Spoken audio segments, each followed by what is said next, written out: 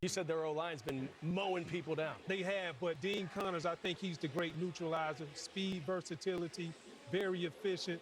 He's the only player in FBS over the last 2 years that has over 700 yards rushing and 400 yards receiving. So expect him to get the ball a lot today. Vic, look at some of your boys on the screen right now. They got the cowboy hat memo, too. They get it. They know what time it is. Look, all eyes are on Sam Jackson today. I think they're going to be looking for him to be a big catalyst for them to win today, and a lot of things are going to be going through Sam Jackson. I do love seeing the fans still showing up to support their team champ. Who are you looking forward to seeing? Let's not forget about Connor Wigman coming back from a concussion.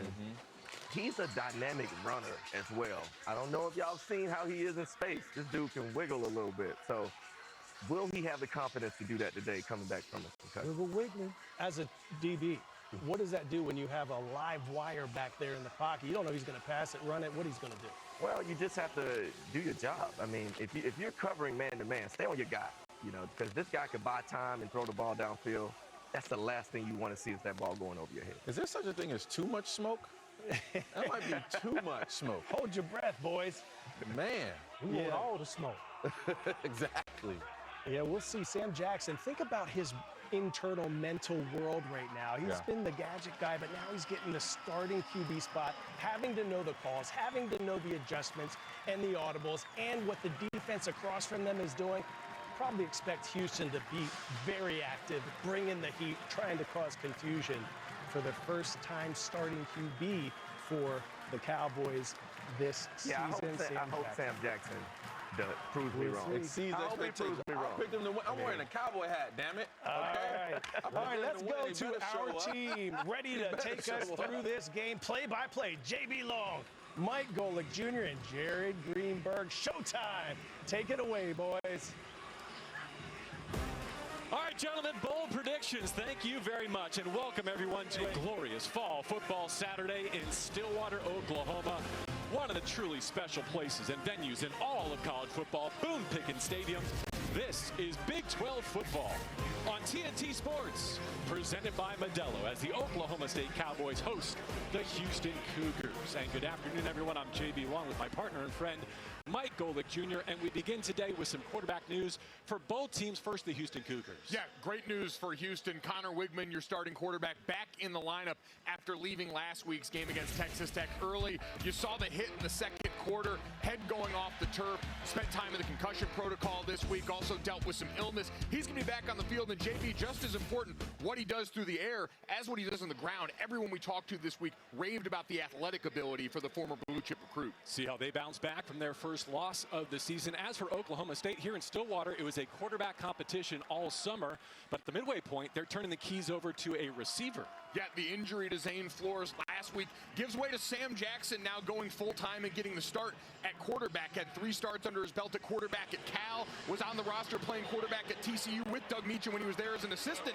and came here as a receiver after a stop at Auburn. It started with a package of plays and has now blossomed into him fully at the helm of this offense that's going to try and make some noise against this Houston defense today. Before we kick, let's introduce the third member of our team down to the field. Here is Jared Greenberg. Well, JB, I want to introduce America to maybe the most unique fan environment in all of the Big 12. This is the Paddle People, and the president of the Paddle People is Haley Bollinger, a senior at Oklahoma State. Haley, what is the job of the Paddle People today? Our job is to cheer on the Cowboys and bring the rowdy. All right, show me how to do it. Give me a little lesson. Here we go. Here we go. How am I doing? You're doing great. Nice. I'm a paddle person. Guys, what I think might be the most intimidating aspect of the Paddle People who wrap the first row here is that they are just feet away and above the Houston defense, the Houston bench. Guys, it is hard to hear down here on the sideline at Boone Pickens. All right, Jared, thank you very much. Golick, I thought it was a bold choice to go to Eskimo Joe's and order both the cheese fries and the chili, but Jared now has the full experience, having spent time with the Paddle People as well. He knew he was going to need the extra calories to go and work it off, wielding that paddle, and he did it with remarkable grace. Zach Yoakum to kick things off. Gavin Freeman deep to receive. Houston won the toss, elected to defer, and here we go with Game 6 for both these programs. A fair catch, and Sam Jackson the fifth, the senior from Chicago, will take the field and run the offense. His interim head coach and offensive coordinator Doug Meacham comped him to Trevon Boykin earlier this week, the 2014 Big 12 Offensive Player of the Year. What a trajectory for him. It starts off as you put in some of the gadget plays after Mike Gundy's firing, where he's meeting with coach and talking with him on the sideline, still in his wide receiver meetings. Now he's at the helm of this offense, getting ready to try and direct traffic. Rodney Fields Jr. in the sidecar ride, and the good news for Jackson, he's playing behind the strongest unit on the team. This offensive line has been great despite Oklahoma State's struggles. Keeper game and a throw to begin. Jarred loose at the catch point, incomplete, looking for Quentin Stewart, the only Cowboy who's been on this roster since 2020. It's a depleted tight end room. Stewart has one catch in his career. It was a 2-yard touchdown at Oklahoma in 2022. Going to be relying on that group up front. Austin Kawicki at center. Man's a helm for an offensive line that I thought performed very well last week on the road at Arizona. So the quarterback goes in motion, direct snap on the deck, and it goes for a loss as they try to put it directly into Fields' hands. Always difficult when you got new pieces involved here. An actual Wildcat now, not just your Wildcat quarterback. And that snap just off to the right when you got a guy that's not used to catching it back there at the quarterback spot. Those are the things you worry about. Last week was a slog offensively for Oklahoma State. They finished with a season-low 158 yards of total offense in Tucson. Already faced with third and more than the chains here. Houston fully aware where the chains are right back here. 5 wide right at the sticks. They move the pocket for Jackson. Flips his hips and has a first down toss to Gavin Freeman, the junior from Oklahoma City. Good for 15 yards and a first. And great job by Freeman finding the space, but a design rollout. Get your quarterback on the move, get away from that Houston rush that was up at the line of scrimmage, and try and manufacture an easy pitching for your quarterback early. Gavin leads these pokes and catches, scored a 10-yard touchdown in the opener. Get a look at the defensive front for Houston. Last week against Texas Tech, they bent and they bent and they bent, and they did not break until the fourth quarter got away from them a bit. Remarkable red zone defense. Austin Armstrong's got this group playing together.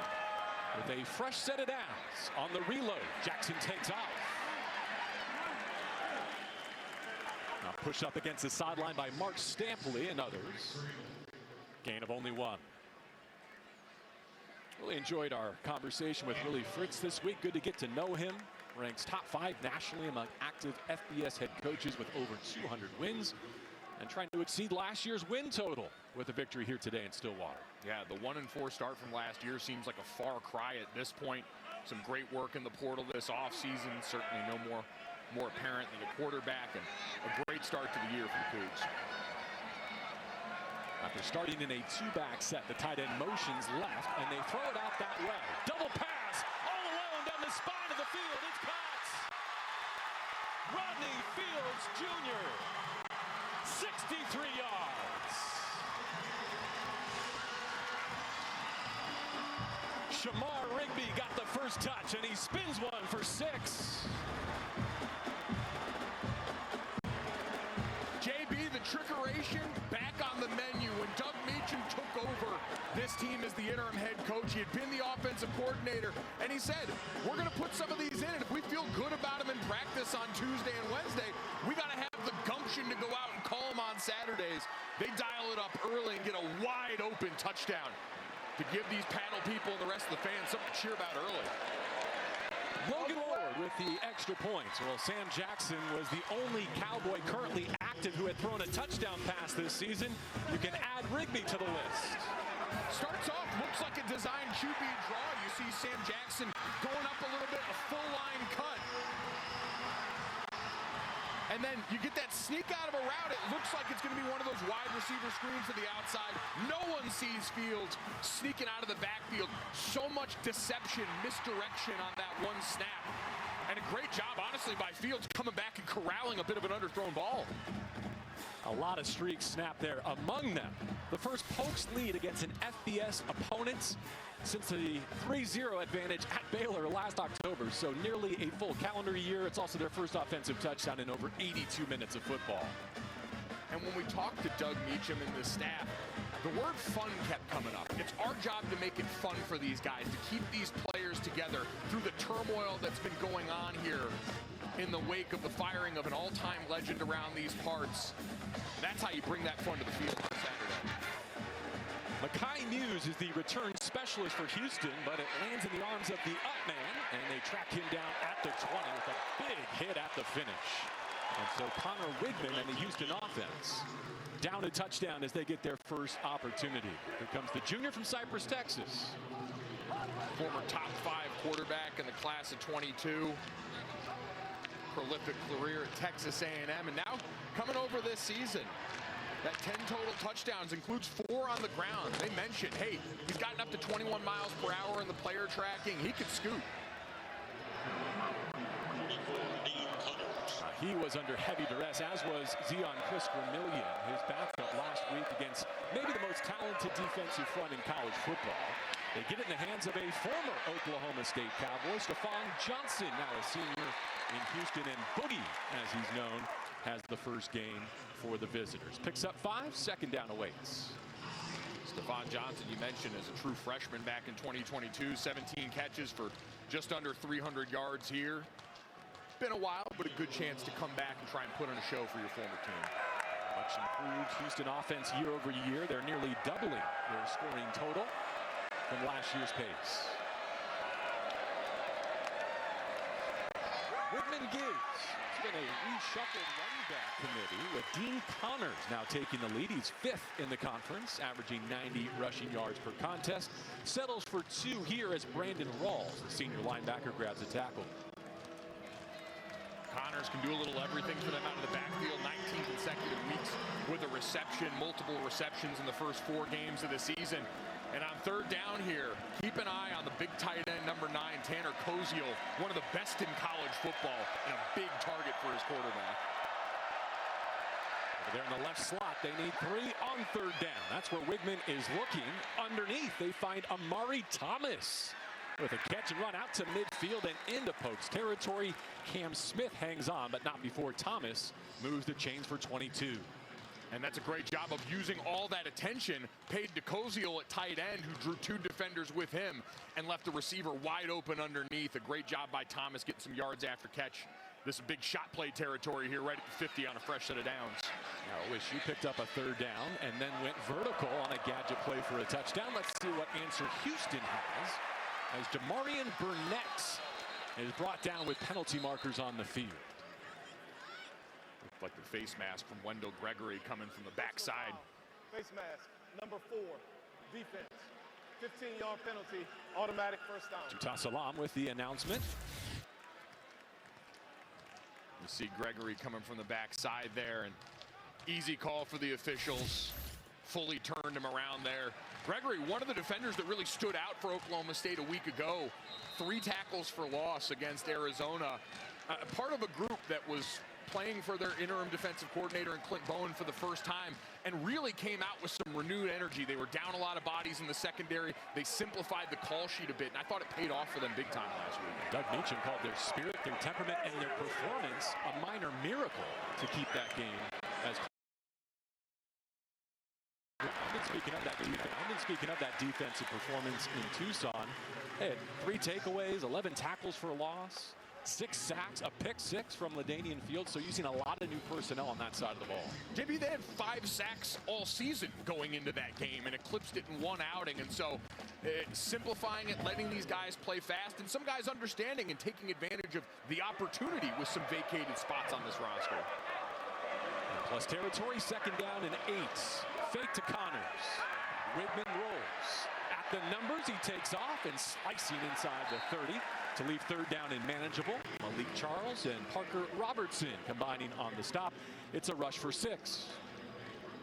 These are the kind of plays you want with a quarterback this athletic. You can roll it here, designed rollout, boot action, looking to see if he's got his tight end open underneath. Pats the ball a little bit. When he gets in space, he's comfortable making a guy miss and setting them up for an advantageous third down. Koziel, the tight end, in motion. They just picked up third down and 3.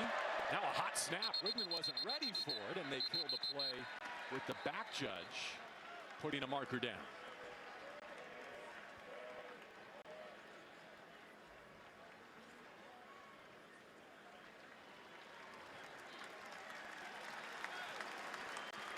False start. Number 73, offense. 5-yard penalty, 3rd down. That's Jason Brooks Jr., another former Oklahoma State Cowboy. Keep an eye on the big fella. Just a hair early there. It looked like him and the center might have almost been in the same time, and everyone else a little late, but either way pushes them back now for much better opportunity for Oklahoma State on defense. Wigman just motioned Connors to his left. They start in quads and then jog him back. And you see running with him right here, lets the quarterback know he's got man coverage. Now they're looking to the sideline to dial up their best man beater. Wigman hits his back foot and spins one to the sideline. That's caught inside the 5. No flags down on the discard. It's Harvey Broussard with his second catch. One-on-one matchup on the outside. You see man coverage from Cam Smith on defense, and a little bit, but JB, I got to be honest, both of them kind of hand fighting, both turning back for the ball. I didn't think it was egregious enough to call offensive pass interference there. Using that 6'3" frame for a gain of 28, another 3rd down conversion, and now an and goal situation. They'll use Chance Bryant on both sides of the football and all their special teams units. He's the fullback here, and it forces an Oklahoma State timeout before the first red zone rep. Red zone, one of those areas where Houston is looking to improve, not just after being abysmal in that department last year, but still some room to grow here at the midway point of 25.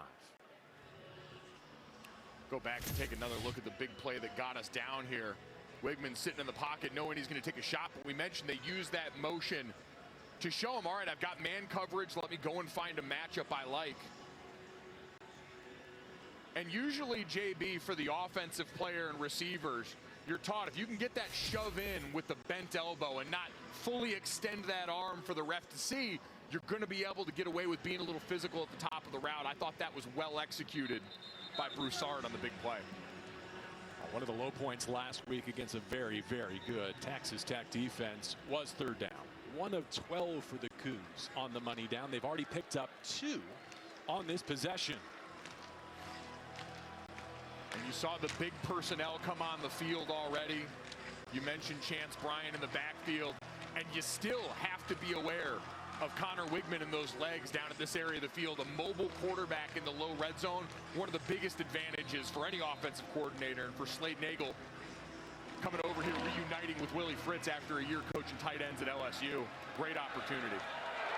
So Bryant and Burnett in the eye. Ball stop. A botched exchange. Who comes out of the pile with possession? It looks like Wigman was able to get back on top of it. I don't think anyone realized the ball was on the mat. Backwards pass recovered by the offense. Take a look underneath right here. That ball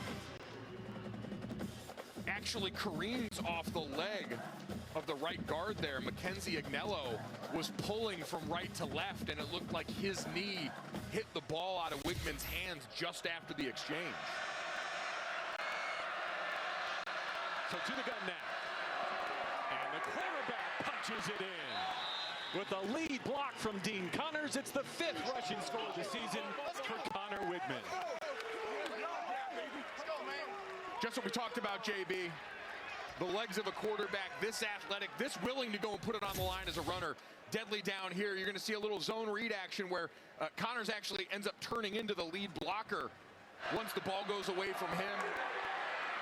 Great job by Wigman putting his foot in the ground, getting downhill and getting in the end zone. Sounds like a law firm, doesn't it? Connor and Connors. It pays off for 6. Both teams with touchdowns on their opening possession. Ethan Sanchez ties the game. What a wild start for Houston. It's their first touchdown on an opening possession this season. They answer the gadget touchdown from the Pokes with a weight room score of their own.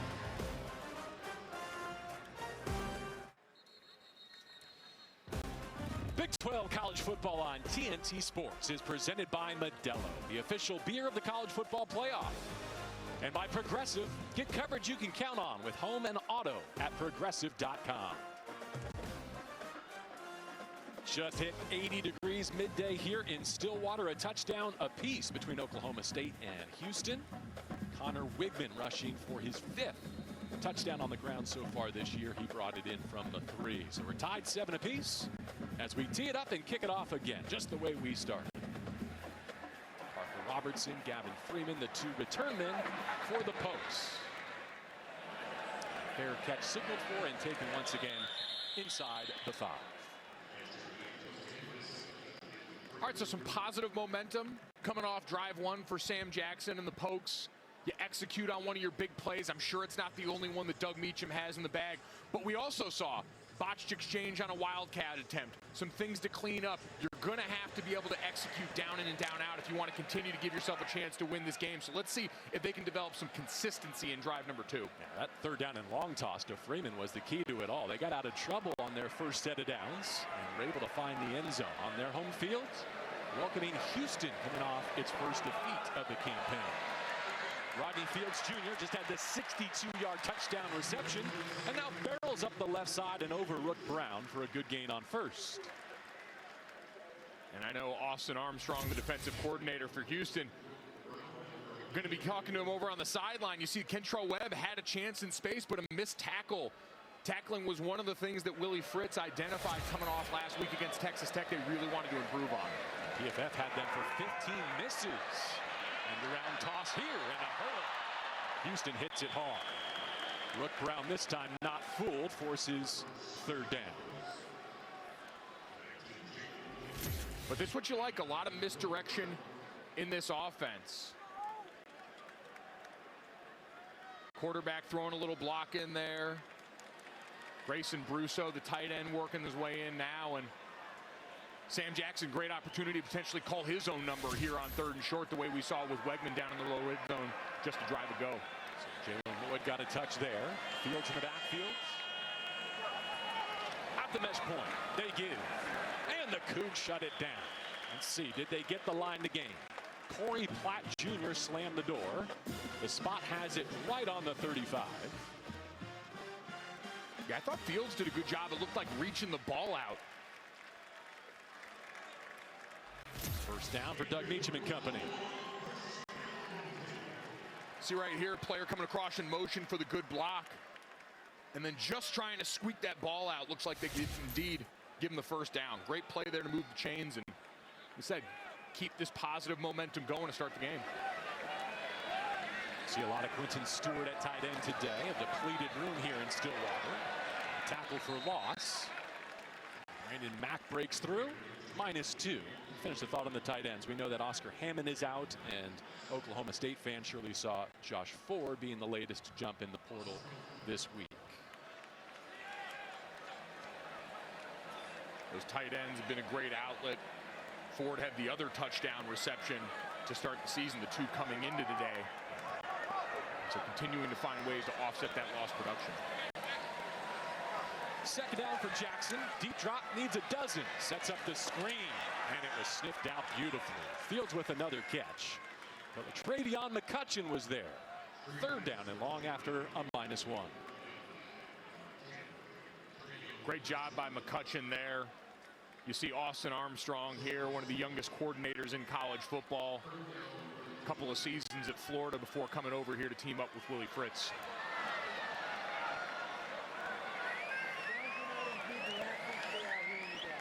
Trent Howard is the new tailback, working with Sam Jackson. They need the 45 with this rep.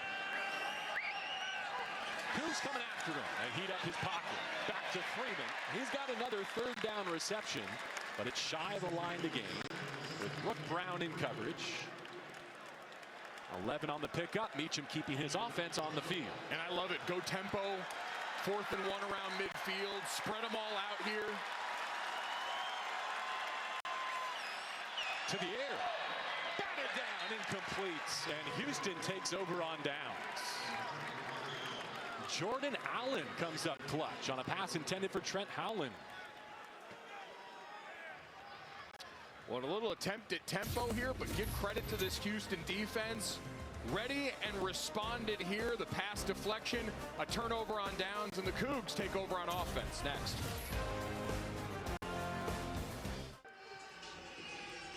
Tonight, it's a winner-take-all Game 5 in the MLB postseason as the Brewers host the Cubs, 8 p.m. Eastern on TBS and HBO Max. That one can pack half the punch of last night, everyone's going to be in real good shape, except for those of us like me that stayed up for the entirety of that Mariners win against the Tigers. What a game. Nice of you to squeeze some college football in between innings. Just outside of 4 to go here in the opening frame. Houston just got a stop on 4th down. They turn it back over to their running game after Connor Wigman, their junior quarterback, rush for a 3-yard touchdown. Now, Wigman's father played linebacker at Sam Houston when Willie Fritz first arrived there. We were told that Dad had like that neck roll personality, and it's carried down to his son the way he's running a lot. Gotta love to see the son running it in, getting tough yards down by the goal line when you got the neck roll lineage. From empty, connects with Johnson with a 3rd down in Pokes territory. That's good for 3 in front of Landon Cleveland, the sophomore safety from Dallas. Johnson was Wigman's middle school flag football teammate, so they'll look to Boogie in critical moments.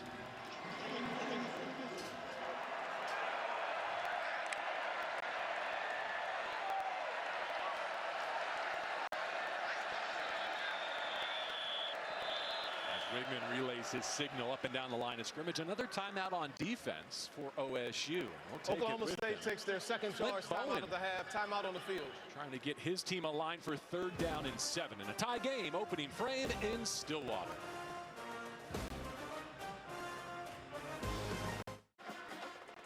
All right, before he deals with 3rd down, I'll look at what some of Connor Wigman's numbers look like on the ground so far, inspired by, like we said, his father, who had the neck roll going at Sam Houston.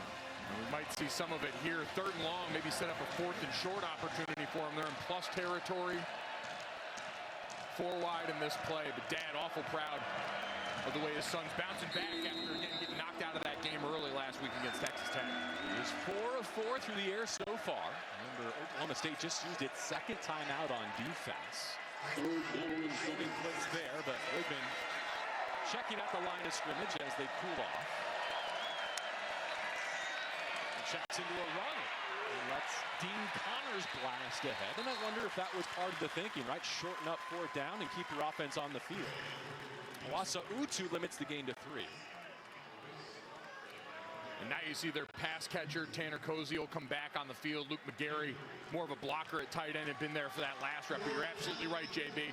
You're willing to pop that run when you know you've got a 4th down call coming up next.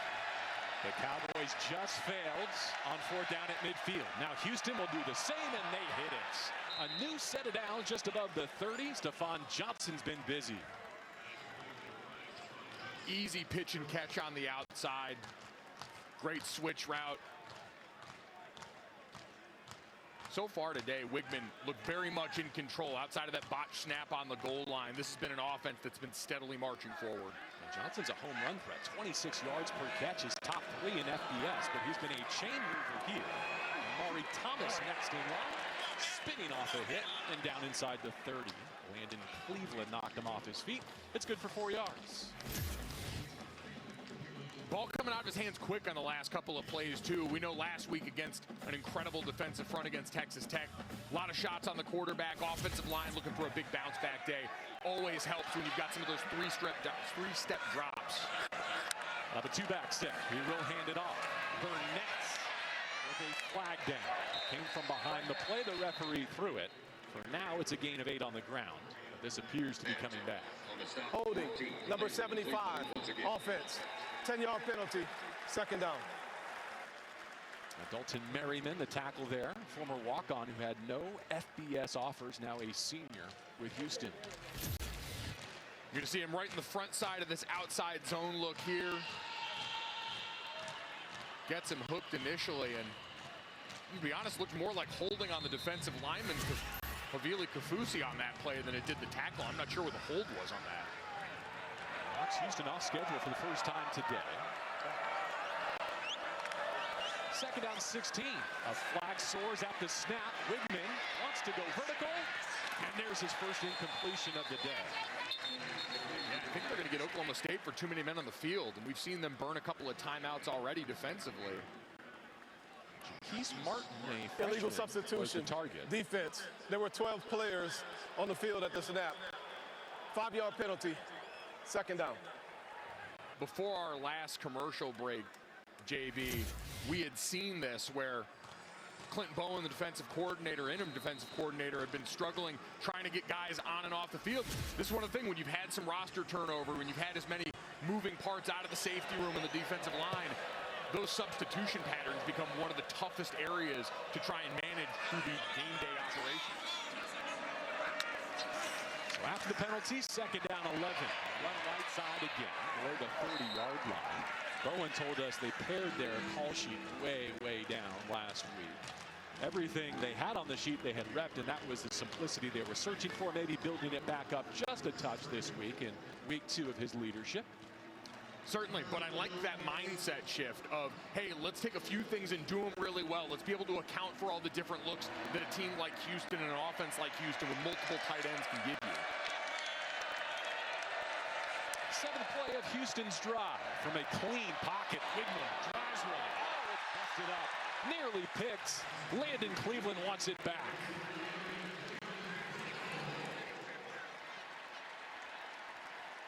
Wigman and the offense will jog off in field goal range.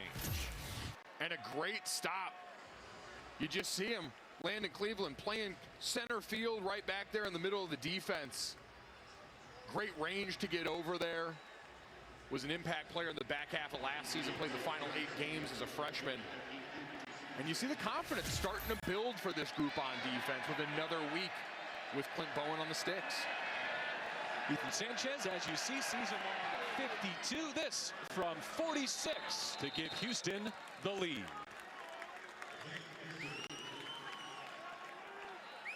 Sanchez with some swagger. He might have been talking on his way off the field. Now 11 of 13 this season. Malik Charles in his space. Of course, Oklahoma State challenging that field goal attempt as Fritz is over to talk to his senior from Dallas. Feeling himself after pulling up from distance. Maybe don't put your hands on the big guys. That might be my only advice. 45 seconds left in the first after Sanchez, who was the Big 12 Special Teams Player of the Week after knocking a career-high 5 through the pipes to beat Colorado. Flexing a bit here in Stillwater. Jared, do you have a chat with Ethan before the game? Yeah, I spoke to Ethan, and he was as confident as any kicker I've spoke to. When I asked him what range he feels good from today, he said, wherever they put the ball. I said, well, what do you think about going left to right? He goes, wherever they put the ball, I'm kicking it. It's going through. Making good on that promise so far. If you're going to talk, you back it up. 3 on the board. All fair catches so far for Gavin Freeman. And Oklahoma State now trailing for the first time today. What have you made of Jackson's performance so far behind center? Listen, it's been a conservative game plan, right? It's been a lot of east-west motion, getting the ball in a lot of different guys' hands, different views in the backfield to try and see if you can catch this defense off guard. But Austin Armstrong's defense, the big change this year is they've installed a new group for a Houston defense that was very good last year, but was more slashing, getting upfield. This is a lot of guys gap protecting up front, that base 3-man front, keeping everything in front of you. There's not a lot of bells and whistles, not a ton of movement. These are guys just dialed in, playing on a string, and that's hard to execute this style of offense against. Out of the pistol, using the play fake to set up to deal. Lofted ball across midfield, and reeled in by Clint Abshire. Sam Jackson drops it in the bucket for 35. Deep routes coming over here. You get that cross from the backside. As we get some tempo now from the Pokes, sailing it overhead. One looking for Freeman. Well, Meacham told us that Sam's got an unbelievable release. Huge hands, and that helps him throw a light, really catchable football. Yeah, you saw that there. Had plenty of space. Got it to him. Good hard sell play action. All things that, again, when your quarterback is a run threat, you can use to try and buy up the eyes of this defense in the back end. 10 3/4 inches if you want to go NFL combine measurements on Sam there. Hands off here and below the 40 for a gain of a couple. Jalen Gardner, senior linebacker, in on the hit. He's a coup that people don't talk about enough, according to his defensive coordinator, Austin Armstrong. And that might be because he makes plays right as quarters expire. So right when we're about to say something nice, we got to go pay some This is the end of the first quarter. It began in explosive style with Oklahoma State and Houston both scoring touchdowns. The Cougs with a field goal to take the advantage. And you're watching Big 12 football on TNT Sports, presented by Modelo.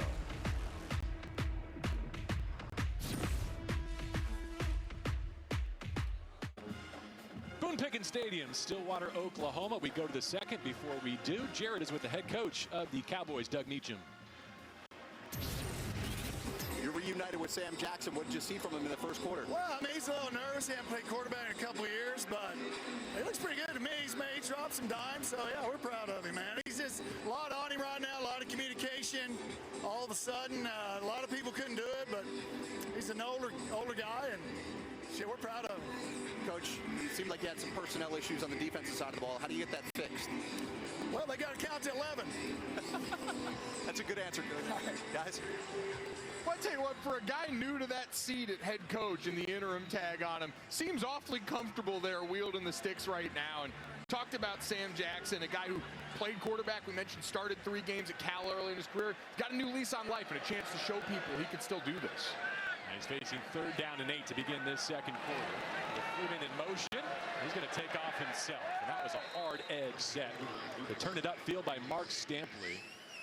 I'll tell you what, when I grew up, I would love to be as comfortable in my own skin as Doug is in his. He told us this week he never even thought about moving into Mike Gundy's office. He hasn't even changed chairs in the meeting room.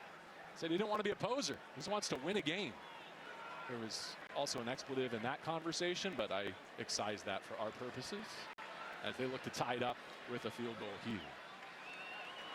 Logan Ward from 53. He missed his first field goal of the season last week from 48, but was good from 46 and 47. And this one was wide all the way. A 5th year at OSU for Logan. Took over as the primary place kicker last season, but he leaves 3 out there on a long try. And so Houston with the advantage and the football early in the second. We invite you to cheer on your favorite Big 12 teams with officially licensed fan gear.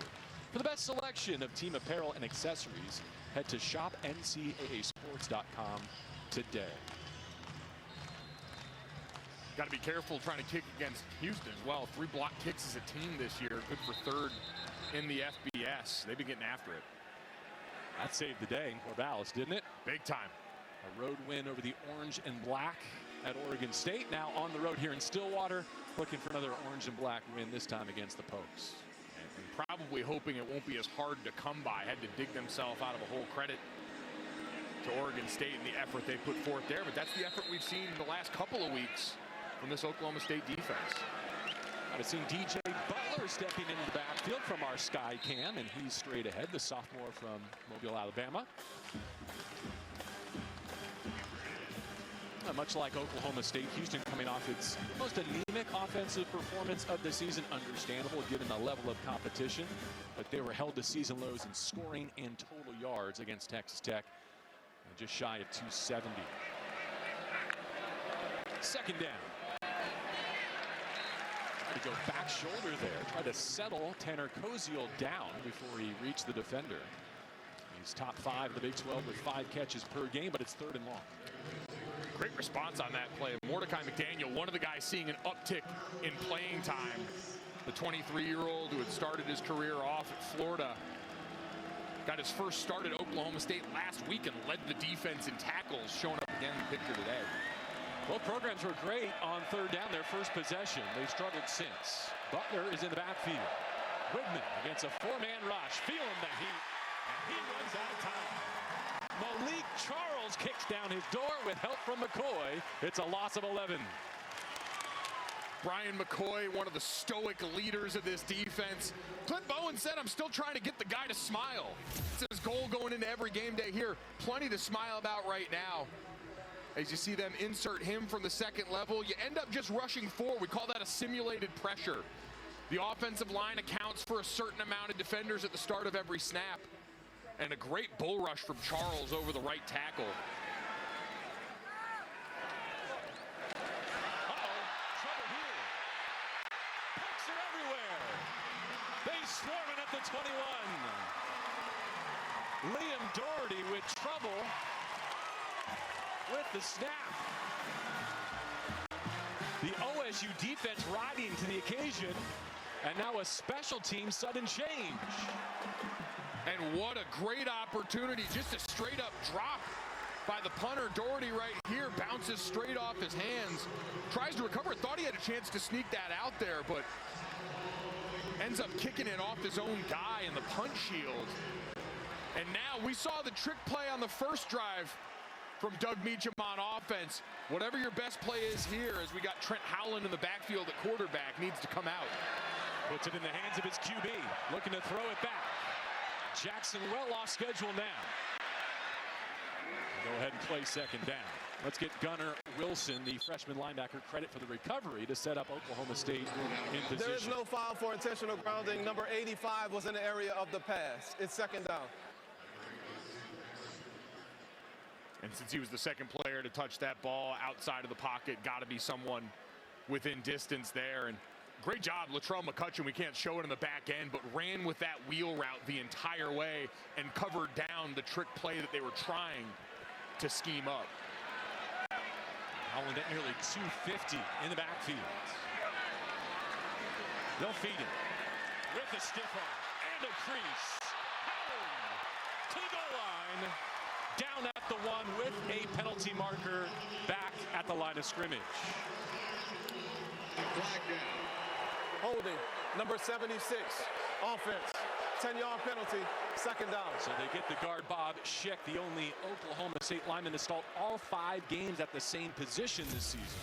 Tough, you're going to see him coming from left to right here on the counter play. And that hook at the point of attack, Eddie Walls, the defensive end right there, gets on the edge inside, and you're going to see the grab and pull. They're used to takedowns over the wrestling program here in Oklahoma State. Unfortunate to see it show up there. The most successful college athletic program ever, for what it's worth. Got the Wrestling Hall of Fame right here by campus, where one Mike Golick Sr., a distinguished American, in the hallowed halls of fame. Whistles and another flag soars before the snap Delay of as game. the clock expires. Offense, 5-yard penalty, second down. So some operational issues on both sides of the football for Oklahoma State. And that's what you expect for a program that's going through this much change. You heard Meacham coming out of the quarter break. Sam Jackson, while he has played quarterback in the past, this is a new team. It's one that he came to as a wide receiver. So much of these machinations on game day are going to be tough for him to get back into that rhythm until he gets the reps under his belt live. The Houston coaches told us they've gone all the way back to TCU in 2021 for some data points on Sam Jackson. Flanked by 2 backs. End around toss here. Freeman puts it in trouble. It was best off as an incompletion from the Pokes' perspective. Great job once again. Latravion McCutcheon, who sniffed out a screen earlier right there for that play. Austin Armstrong's had this defense dialed in. They've been ready for pretty much every shot after that first play. Just hanging back home on this side, understanding we've got bodies there. Carlos Allen around the picture because he always is. I don't know how many teams have a nose tackle that comes in leading the team in tackles with 36 going into this game. An incredible player who moved from 3 technique to the nose and has found a way to get all over and around the ball. Jackson forced to spin it. Hits the inbreaker to the 20. Still a long way to go for a first down, but you wonder if that doesn't give Oklahoma State a chance to get level. They grab 16. Rigby, who's thrown for a touchdown on this reception. Great job, saw him come through, had 2 slants on that side, waited for that second window to clear for Rigby, and now get a chip shot look for your kicker. Just missed from 53. This is from 37 yards out. And he strikes it. Tie game with 11:08 to go. The botched punt leads to a field goal. Some self-inflicted mistakes on both sides, but we've got a tie game in Stillwater.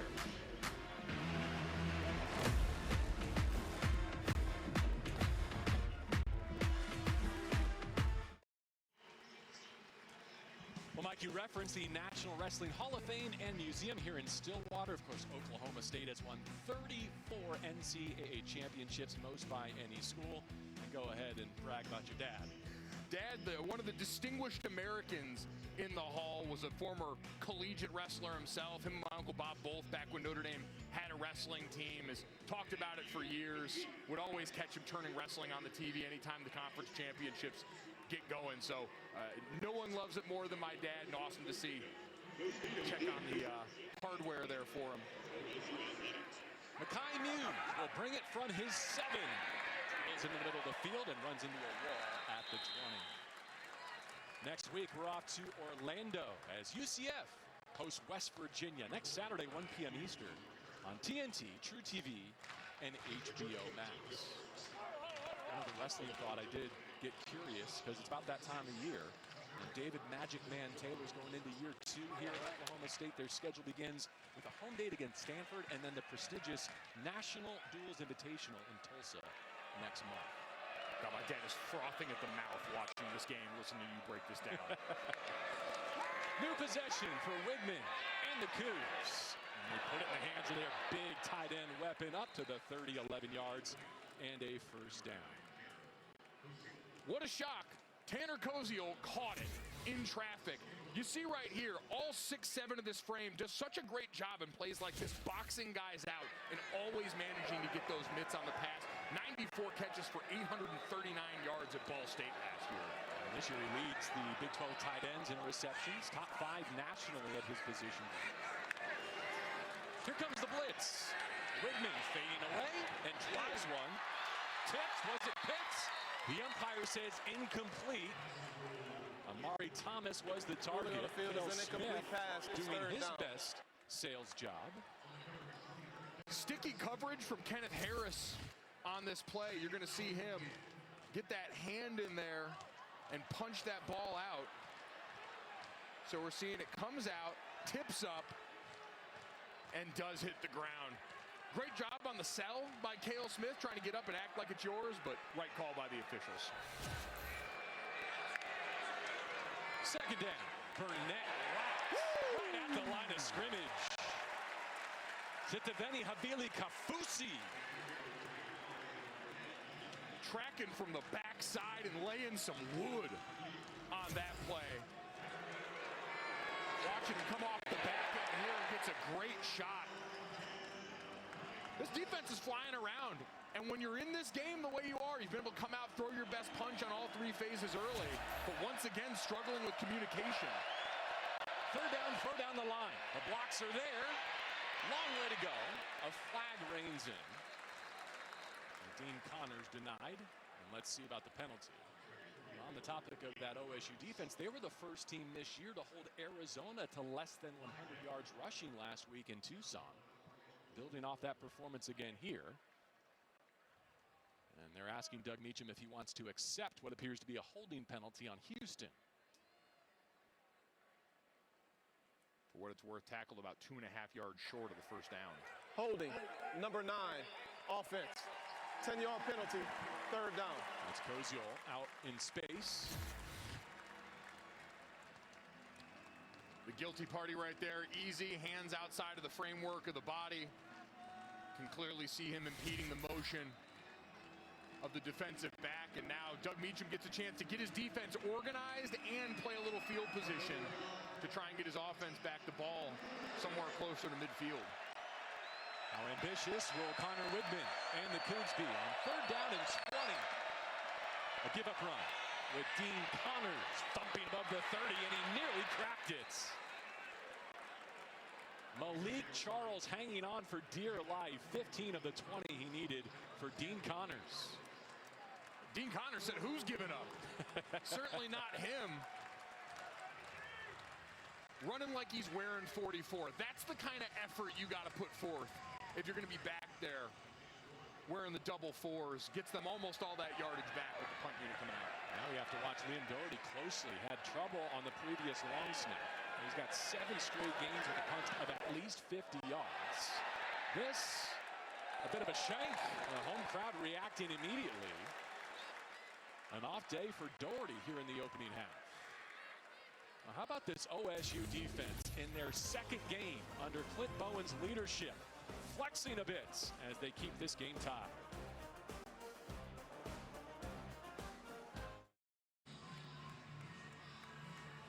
Back in Stillwater, my question for you. If Barry Sanders was untouchable wearing these pads, what if he was kitted out the way that today's backs are? You give him a 10-fit jersey and it's all over for opposing defenses, but like you said, certainly didn't stop him from moving and shaking in a way that no one has since. Passed by a car dealership with his name on it here. Barry Sanders everywhere in Stillwater. Welcome back to a tie game. It's Houston and it's Oklahoma State. Right up there next to Thurman Thomas at Boone Pickens Stadium. Sam Jackson back at the controls as the Pokes begin a new possession with Trent Howland in their backfield. No misdirection. Jackson at the numbers. Decides to dirt it. Jalen Garner bearing down. Cruz went ahead and picked up that loose ball, but it's ruled an incompletion. Of course, Oklahoma State without its top two quarterbacks. Zane Flores, an upper body injury late in the third quarter at Arizona. And Hoss Haney. Intentional grounding, number 18, offense. The quarterback was outside of the pocket, but the pass did not reach the line of scrimmage, and there was no eligible receiver in the area of the pass. It's a loss of down at the spot of the foul, second down. So refreshing his memory on the quarterback rules, he gives away the down there. And tough when you've got a defender in your face almost every play. A lot of these designed rollouts trying to get him an easy look on one side or the other have been completely covered down. This Houston defense has kept the ball in front of them, understand that Oklahoma State's going to try and present them a bunch of different looks, and they've not flinched outside of that first drive. Sets up second down 17. They'll try Howland. Ball's fumbles. Offensive lineman pounces on it behind the pile. And Bob Schick, look what I found. Felt like a video game glitch for a second. That thing was just sitting there and no one really noticed it. Great job by Schick on that play to try and get on top of that one. See, Jalen Garner puts his helmet directly on the football. So now we got a 3rd and a mile coming up here. And Houston showing zero blitz on that play. Let's see if they stick with it after Oklahoma State checks out. One thing we've seen a lot more around the sport right now, defense is selling out for pressure. And could not beat the buzzer. 3rd and 15, they take the delay. 5-yard penalty, 3rd down. I'm going to note on Haney real quick because Meacham told us he's out of the boot apparently as of this week, and he also told the media here locally that from every conversation he's had, Haas wants to play. Whether it's the Final 5, the Final 4 games, whatever's left of this season, he wants to get back. The guys that are here right now making it very known, Noah McKinney, your offensive guard last week after the game, making it very apparent they want to come here and try and finish out the season on a positive note still. 3rd and a mile, Jackson. Down to his receiver, but well out of bounds. Freeman into the boundary. Some of the tightest sidelines in all of college football here at Boone Pickens Stadium.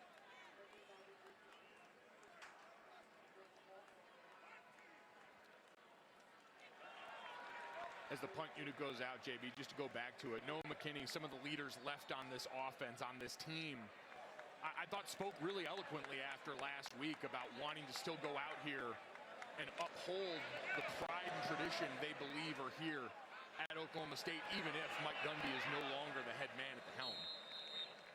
Mekhi Muse with that fair catch as we send it down to Jerry. Well, JB, after the last two Houston offensive possessions resulted in punts, Connor Wigman came off the field and went straight to his offensive line, gave him some words of encouragement, and then said, from now on, everything we touch, we score. Every time we touch the ball, we score. Wow. Okay, first 2 drives produce 10 points on 94 yards. Nothing doing since as both defenses tightening the screws. Wigman so far 8 of 11 passing for 81 yards. He's rushed for the touchdown. They begin with Connors shuffling through. Bursting now out to the right numbers. Still on his feet into Oklahoma State territory. After a couple of injuries to the lead backs for the Cougs on the depth chart, it's been Dean Connors seizing the season. Just pinballing off defenders right up the gut and then puts his foot in the ground and got on the outside. And you're absolutely right. We've talked about new opportunity for some of the Oklahoma State players. For Connors, it's been a great chance for him to increase his workload this season. Rashawn Sanford with a season-ending knee. Long wait here. Ball over the middle. Caught inside the 10. Amari Thomas has first down and goal for Houston. We talked to Slade Nagel, the offensive coordinator, and they said we've got to work on hitting more of our big play shots in this offense. And Amari Thomas, one of the guys they think absolutely capable of that. You're going to see him come up here and then break inside on the route. Get some distance between him and the safety. First and goal. Johnson in orbit motion as they feed Connors again. Bumper cars to the 6. Mordecai McDaniel shut it down. Second and goal.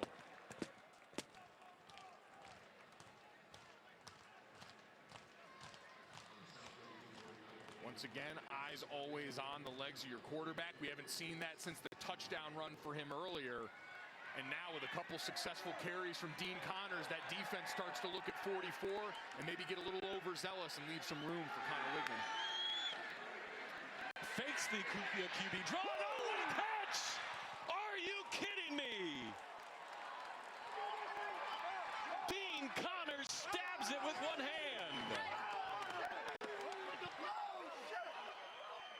What a play from the man who would define this drive. Apparently, Houston on offense thinking exactly what we were, JB. Let's get the quarterback involved. He fakes up like a draw attempt, but the individual effort from Connors to get a hand on that one and bring it in. You hear his teammates. That's the kind of play that gets the sideline juiced. I mean, that's the book on Dean. He's got great hands, multiple receptions in the first 4 games of this season, 19 consecutive, and now 20 with at least a catch. His big run got the momentum started, but this is one that Connors and company will always remember.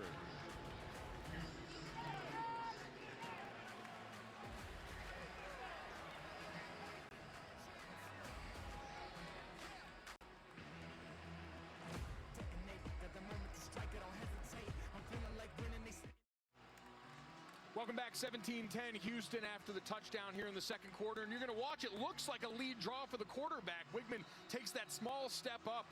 And Connors, who looked like he was getting ready to lead block on Brian McCoy, gets just enough space to go out and get an arm on that. And the rest is going on the highlight reel. What a catch. First receiving score of the season for Dean Connors. And it gives Houston a touchdown lead. Bleacher Report is your one-stop destination for all things college football. Get live scores, breaking news, and highlights like the one we just saw from today's games. Download the BR app today. The challenge for Oklahoma State on this drive, I think, has to go to the group up front.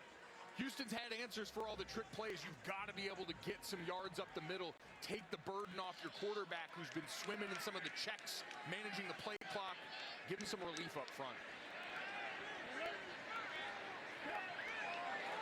Off the play fake. From the pocket, dealing complete. Grayson Brousseau, a freshman from Lehigh, Utah, pulls it in for 3. That offensive line you referenced was elite last week, at least in the eyes of Pro Football Focus. Gave them a 94 grade. They're definitely not the problem, according to the coaching staff here in Stillwater. No, played a clean game against an Arizona defense that has a lot of moving parts to it. Very different from the one they're facing in Houston. Second down 7, a run up the middle for Rodney Fields Jr., who has a 62-yard receiving touchdown. You mentioned Carlos Allen Jr., the tip of the spear for this defensive front. He gets a tackle. Smooth mover there. When you're sitting there, they call it gap and a half. A lot of people have heard of 2-gapping. Basically, as a defender, you're sitting low, you're getting your hands on the offensive lineman, and you're waiting for the ball to come to you instead of penetrating upfield. He does a great job of stacking, shedding, and getting off blocks. Feels like a high leverage third down here against the blitz at the shoelaces of Christian Fitzpatrick. This looks like a 3 and out. The punt team still lingering on the OSU sideline. Meacham forced to punt it away. We saw Doug Meacham get aggressive with some of the fourth down calls late in the last game against Arizona, but here, still a one-score game. Your defense has been playing their tails off. Got to give them a chance to defend the long field. Pauls hits a low wobbler that takes an OSU hop. Makai Muse runs out of room at about the 35-yard line. Well, Jared told us that Wigman's message was every time we touch it, we're going to go score. He's 1 for 1 so far. Delivered on his message, the ground game helping them out a ton there. We saw them use the threat of quarterback run to set up that pass. And the big play earlier in that drive, Amari Thomas getting loose on the back end. They've had a little bit of everything so far, and so for a defense on the other side that has struggled at times to get the right personnel on the field, but has played with great energy, this is going to become a lot to try and juggle if Houston's continually able to spread the ball around like this. Connor Wigman, a former 5-star who had some injury trouble at A&M. The hope was that he'd benefit from a fresh start and improved health. And until last week, that had certainly been the case here at Houston. Rawls wraps up another tackle as they continue to rumble Dean Connors in their running game. This offensive line, so many portaled players in here. They talked about the role that Matthew Wyckoff on that group has played in kind of being the ringleader, getting everyone together and trying to get some continuity for a group that needs time. And in the portal era, that's tougher than ever up front for offensive lines. DJ Butler, the new back, he picks up the blitz. Wigman going vertical. Incomplete, but a flag. Stephon Johnson drawing contacts back in Stillwater, where he began his career. Number 3, defense, 15-yard penalty, automatic first down. Matched up with Cam Smith there. And you remember this was the exact matchup that set up a touchdown on the first drive.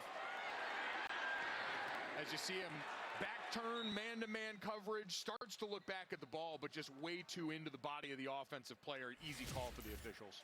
And scored an 84-yard touchdown against Wisconsin in the Guaranteed Rate Bowl. Back as a poke. Now a senior from Houston with Houston. Looking to build on a touchdown lead. Great protection. Jump ball for his tight end. And he reeled it in. Wow. How about Tanner Koziel? You want to see all 6'7" of Tanner Koziel on that play. Goes up in the middle of 3 defenders. The guy just catches everything. Remarkable hands. Houston working quickly now. Front pylon. Another contested catch. This one goes for 6.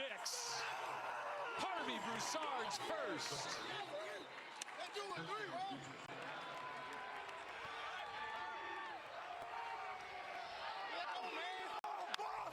I think there's some confusion on the field right now over whether or not he managed to get in bounds. And illegal substitution, defense. There were 12 players on the field at the snap. The penalty is declined. The result of the play is a touchdown. And never mind, Broussard, I thought clearly got that left foot stabbed down in the end zone. But once again, the second time today, we've seen Oklahoma State called for too many men on defense. Broussard, who didn't start playing football until high school, turned down a host of Power 4 offers, including Houston initially to start at Louisiana. Wound up with the Cougs after all, and that's another gem. Cale Smith's got a handful of his jerseys, only got one arm to use, and manages to not only secure it with that arm, but get the left foot down. Just incredible concentration and playmaking from the receiving corps for this Houston offense. Wigman leads back-to-back touchdown drives.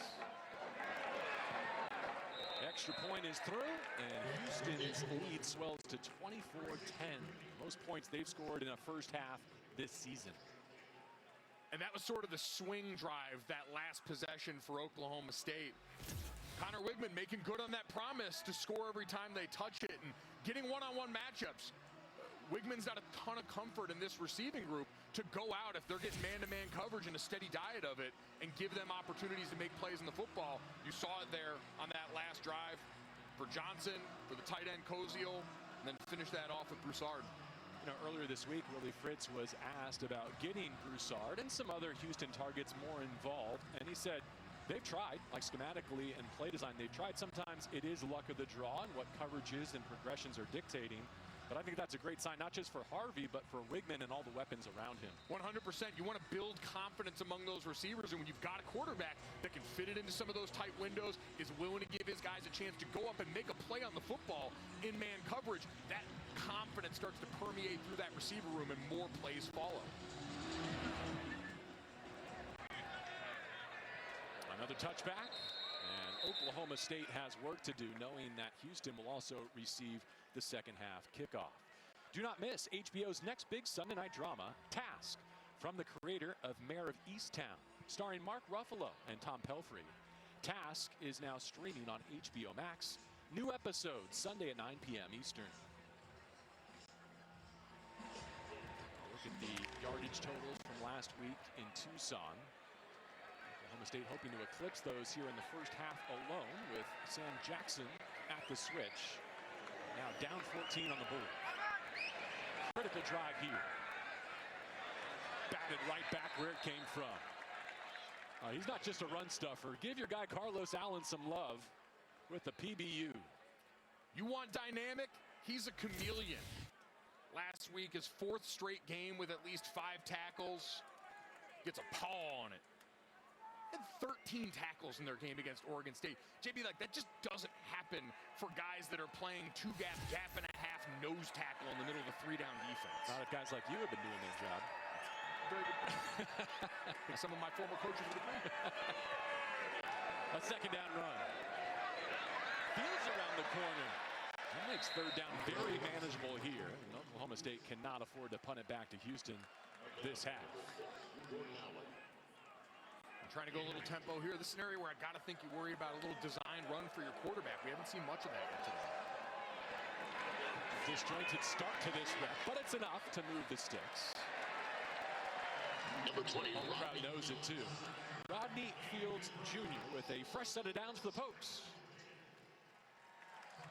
We saw some tempo up on that drive, which I like in that situation. This is a good chance to throttle down. Your defense has had to work hard for the last couple of drives because of some quick 3-and-outs. Get some new personnel on here, take a deep breath, and continue to give this offensive line opportunities like that, like we saw in the prior play, to go and impact this game and give your defense some well-deserved rest. You're still north of that 2-minute stoppage. Do you have to snap it one more time before that break?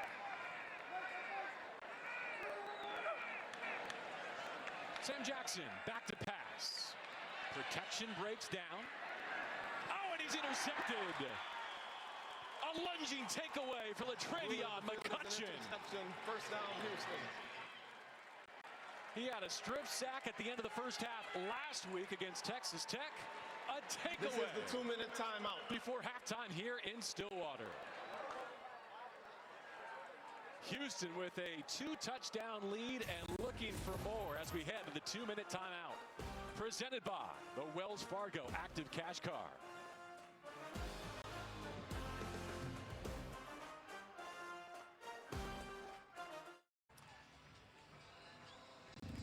This 2-minute timeout was brought to you by the Active Cash Credit Card from Wells Fargo. Earn unlimited 2% rewards on purchases. Terms apply. A Houston interception gives them another bite at the apple before the break. Dean Connors has a receiving touchdown. Looking for more off the McCutcheon pick. Just an unbelievable play by McCutcheon. Reads the running back all the way out as he's dropping off into coverage.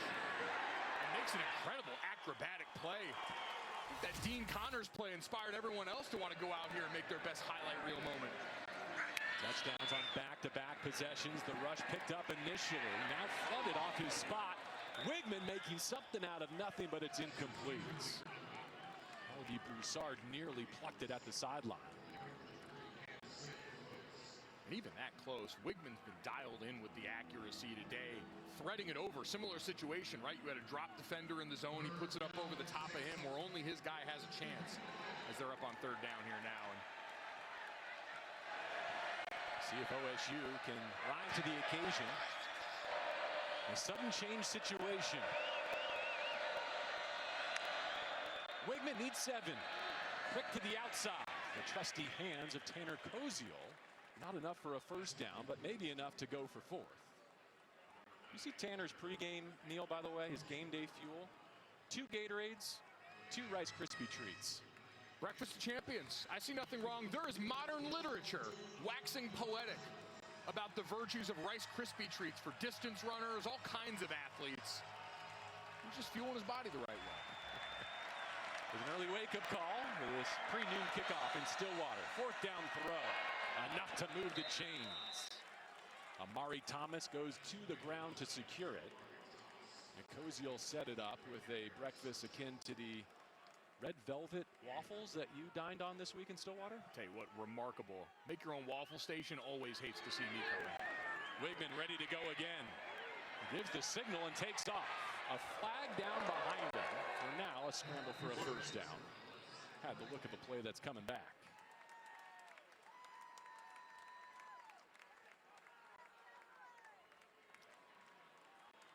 Very smart and excellent processor, the way that his coaches described Number 79, him. offense. 10-yard penalty, first down. Alvin Abbasale, the left tackle, put in a bind here. Yeah, it's always tough. When the quarterback breaks up and through the pocket, it's one thing, but when he breaks contained to the outside, you're, as an offensive lineman, blocking for him at the point in the pocket in the backfield. Get a little handsy trying to do the right thing and can unfortunately lead to the wrong call. 63 seconds to go in the half. Houston looking to double dip, get the last possession of this half and the first of the third quarter. They've got all 3 timeouts in their pocket, so everything available to you. Just getting to about 50 seconds now as you try a little quarterback run there. Ready to go again with Stacy Snead in the backfield. Wigman to the sideline. Oh, he fitted in, but dropped. Jaquise Martin had it in his mitts.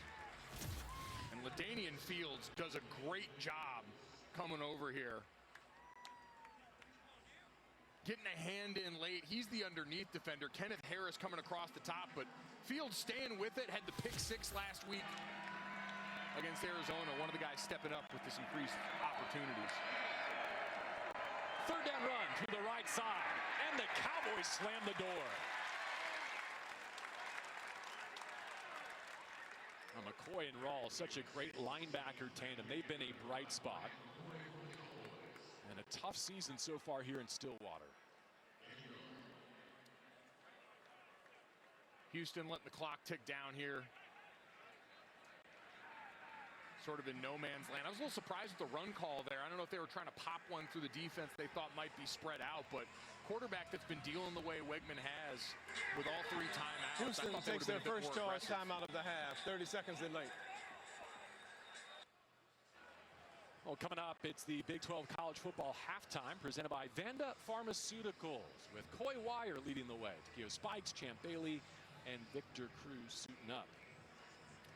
Saw those cowboy hats in the pregame. Good looks in the studio. Always a sharp-dressed bunch. And anytime you got a wonderful bald man like Coy Wire leading the charge, you're always in good hands. No disrespect to our buddy Lefko doing a great job at the MLB postseason, Rick, with his full head of hair. You know, Jared told us that Ethan Sanchez said he'd kick it from anywhere. This isn't a moment where they're going to let him stretch his range, is it? They're going to bring Wigman back out. Wigman back on the field right now. Why not? We've seen them hit a couple of big plays. Amari Thomas, Stephon Johnson, both been great targets for them right now. As you got them in the bunch to the right, and then Tanner Koziel on his own, isolated in the left side of this formation. Poach rush 3. Wigman climbs the pocket, launches to the end zone, and out the back. Incomplete. Houston got hands on the football. In fact, they caught it. Kobe Young at 6 foot went up and snagged it, but was out the back of the end zone. And we've reached the half at 24-10. And that kind of emblematic of Houston's day, even when it doesn't go right. Still things to build on. Kobe Young with the 43-yard catch last week, trying to continue to gain confidence. And this offense, after the proclamation by Wigman that they would score every time they touched it, did almost just that going into the halftime locker room. All right, so we were tied a touchdown apiece, tied at 10, but all Houston since. 24-10, the visitors on the high side at the break. You're watching Big 12 football on TNT Sports, presented by Modelo.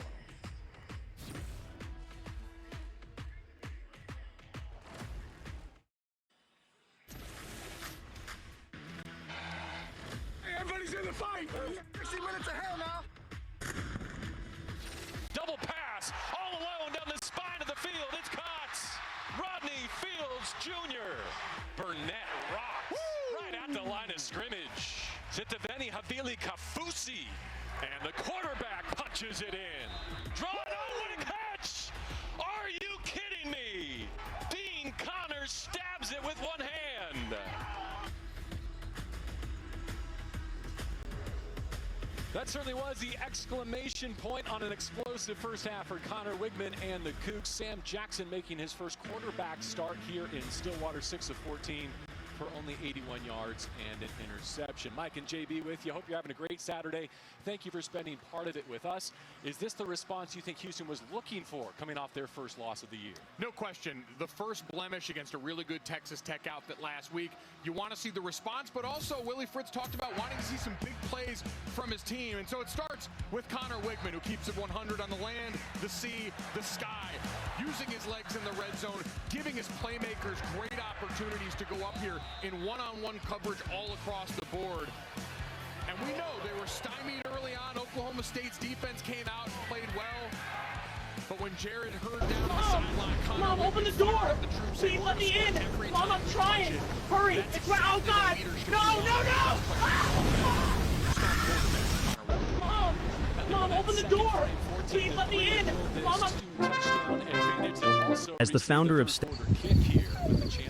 what kind of questions do you get about gays, and how do you respond?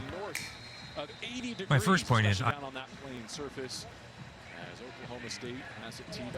aujourd'hui, tuto Salmon. To the visiting Cougs. 3. Hughes signals fair catch and takes it in his end zone as we throw it down to Jared. Well, JB, I spoke with Willie Fritz, the head coach of Houston, going off at halftime, and he said exactly what you guys said, that we made some mistakes, but we were resilient, and we were able to bounce back, particularly in that second quarter. He mentioned what Golick said, those big plays keyed the turnaround. Now, I mentioned to Clint Bowen, the interim defensive coordinator for Oklahoma State, about all the personnel issues and some of the timeouts they had to burn in that first half. He said, listen, we were trying to get too many guys on the field, and we were trying to match up with their personnel too much. We're going to simplify, and he feels confident they'll get it figured out here in the second half, JB. All right, thank you, Jared. Off the boot action, they find Stacy Sneed out of the backfield. Sneed was not even listed on the week 1 depth chart, but he's been running as the backup running back lately with injuries to the preseason co-starters. Jamarion Burnett's now back from his hand injury, and Rayshon Sanford, you mentioned, out for the season with his knee. Gain of 6 for a drive starter. Houston with the first possession of the second half, another 2-back look here. Good removal up front. Big pop at the line to gain. Appears to be a first down as Mordecai McDaniel continues to make his presence felt on this OSU defense. Good finish in here. You see Parker Robertson getting in on the party, one of the guys that's been a real leader. Juice player on the back end, helping get the rest of this defense fired up. Paddle people hanging tough as we begin this second half. Home team down a couple of possessions.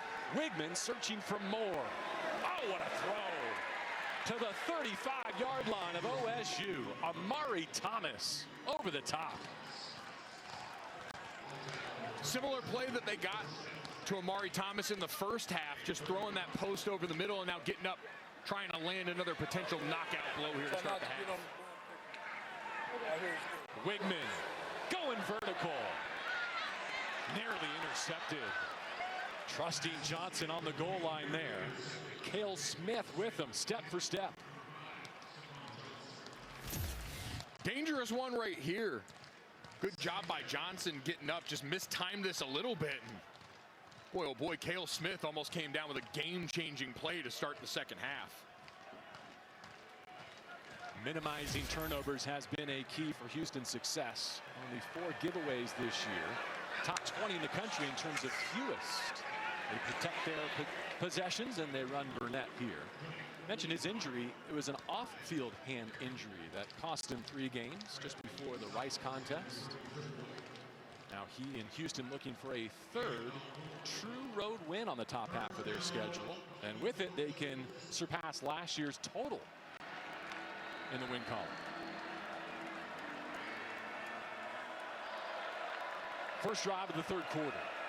Connor Wigman at the switch for Houston. He's got 3rd down and 6. Fake the toss. On platform throw. Down the sideline and broken up. Wanted Luke McGarry. I feel like we're calling Mordecai McDaniel every possession for Oklahoma State defensively the last couple of weeks. Doing a great job stepping up and making plays. You get the wheel route down the sideline, stays in phase and can't turn around to make a play. So he's looking to see when the offensive player puts his hands up there, punches right through the catch point and forces the try for the field goal. Willie Fritz calls those 4-point plays on their side, right? Stave off a touchdown, force him to try and kick for 3. Ethan Sanchez from 48. The Big 12's swaggiest kicker. Takes it out to 3 possessions. That confidence displayed to Jared Greenberg on the field before the game, well earned with the performance in the game here now.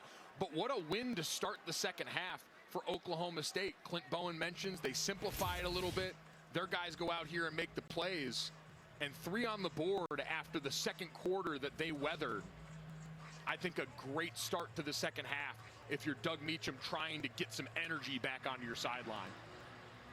Fritz pretty fired up about that field goal as well as his team's lead grows to 27-10. But back to Bowen for a second. The last couple of weeks he's quoted Confucius and Aristotle to his players and to us, saying most recently, you are what you repeatedly do, right? Excellence is a habit. And I think there are some excellent habits being built. I hope OSU fans understand we're trying not to lean too much into all that's been lost in the transfer portal, right? Like everybody's having to make their decisions, but the guys who are here, especially on defense, have had some great moments these last couple of weeks. After the fair catch, let's see if the offense can join them after some early fireworks. They were able to grab their first lead over an FBS team in nearly a year. But Houston, I think, sticking to its game plan of forcing Jackson to play quarterback and beat them from the pocket as much as possible.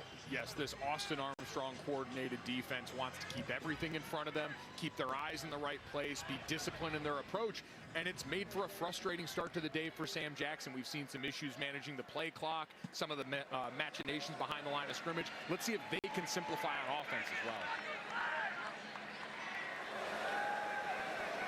Pressure in his face as he spins one down the sideline and just beyond the reach of Gavin Freeman.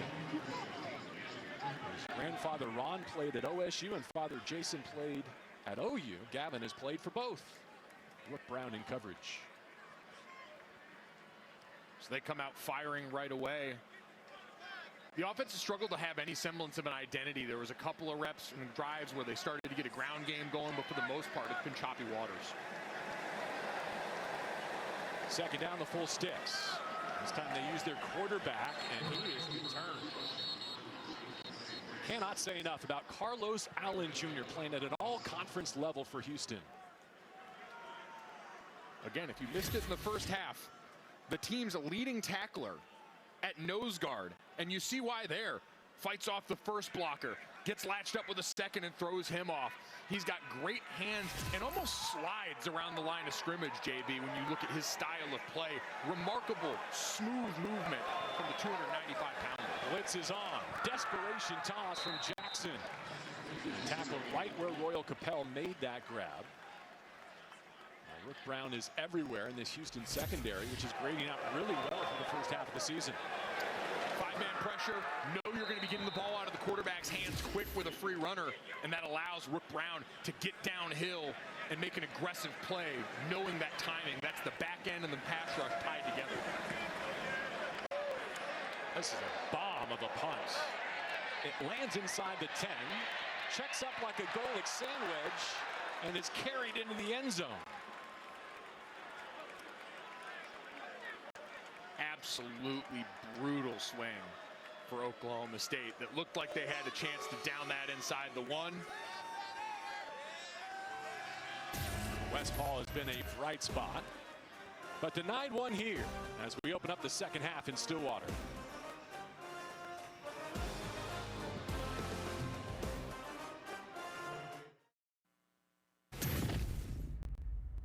Yeah, your high school alma mater beat my high school alma mater all last night. Really? Yeah. So they must be doing much better. They're all right. It made me think of you last night. I think this is kind of ironic. You know? Take care of each other, right? Yes, sir. Get on the damn same page on everything. Fly around, have some damn fun, man. You know what I mean? Celebrate with each other. Celebrate with your teammates. New drive begins for Houston with interim defensive coordinator Clint Bowen mic'd up for us. Pre-game here in Stillwater, a gain of 4 to begin the Houston possession. The pride of Lawrence High School actually got to go back and coach at his alma mater before he wound up here in Stillwater. Got to coach both of his sons, including Banks, who's the backup quarterback, got in at the end of the Arizona game last week. Koziol with some soft motion there at the mesh points. Wigman pulls. He spins one middle. That's caught by Amari Thomas, trying to get away and all the way down to the 33. Harris hanging on for dear life. Thomas strikes again.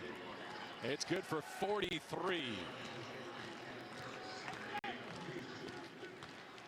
And similar to last drive after the big play, trying to go tempo to see if they can land another one. 3 down front for Oklahoma State. Take the access throw out wide. And they get Jaquise Martin to catch, and that gives us a chance to revisit the chunk play. They've been attacking the middle of the field all day, and you're going to see it once again right here. Coming with that matchup on the safety and just running that post towards the middle. And there's so much space to work with. Wigman does a great job putting the ball out front. Amari Thomas has a bit of a claim to fame. He's the only player in college football who has scored a touchdown against Texas Tech, a top 10 team, in the first 3 quarters of the game this season. He had the 64-yarder from Zion Chris last week, his first pass in relief of Wigman. He's over 100 yards again here today, 142. Big plays all over the board. They talked about wanting to manufacture more of those, and the offense delivered today. Koziol in motion as Wigman claps for the snap. A race to the edge. Really, Kafusi helps to run him out for this OSU defense. 3rd down awaits in the red area for Houston. I like mixing that in, though, keeping them honest. This could be 4-down territory. Keep an eye on the play call here. If they get a light box, maybe 4 or 5 defenders in there, and they spread this out, you could try and pop another run with Connors and then have a 4th down and short setup. Wigman has rushed for a touchdown and tossed a couple as well. Movement on the left side. Offensive line was slated to be Houston's most improved unit. Number 73, offense. 5-yard penalty, 3rd down. It hasn't exactly worked out that way. Yeah, shuffled around a little bit early in the season with some injury that time. Boy, I have been there. No worse feeling than that slow rock back where you're just praying no one notices. Nightmare fuel, huh? Truly. And David Ndukwe, an offensive tackle, out for the year. One of their big losses. Him and Demetrius Hunter, their center, were the only 2 returning starters from last year. The rest of this group, portal players that have come over to help this team. Houston backed up into 3rd and long now with 2 in motion. Prior to the play clock expiring, Houston takes their first charge timeout of the half. 30 seconds in length. Yeah, if you're Willie Fritz, this is a great teachable opportunity. Last time your drive stalls out in the red zone, shoot yourself in the foot with a couple of penalties down in the red area. And so really go here, get your 3rd down shot dialed in, have a plan to try and finish in the end zone instead of having to settle for 3 again. I'm like playing to my audience of 1, that being you here. But when I study Houston and see them in person for the first time, there's a lot of good ingredients here. They got the quarterback, seem to have the running game, weapons out wide, great tight end. Defense playing well. Does this season and how far Houston can go come down to the performance of this offensive line? No question. I think we saw last week when you struggle to keep the quarterback upright, none of this is online, but when you give him just enough time, you've got great diversity in the play calling, tons of personnel groups that you can play around with, and players capable of winning those big one-on-one matchups. So absolutely, as they get into the meat of the Big 12 schedule, that group has a lot on their shoulders. Stephon Johnson in long motion here. He hits a U-turn as Wigman takes the 3rd down and long snap. Rolls the launch point down the sideline. Oh, what a catch.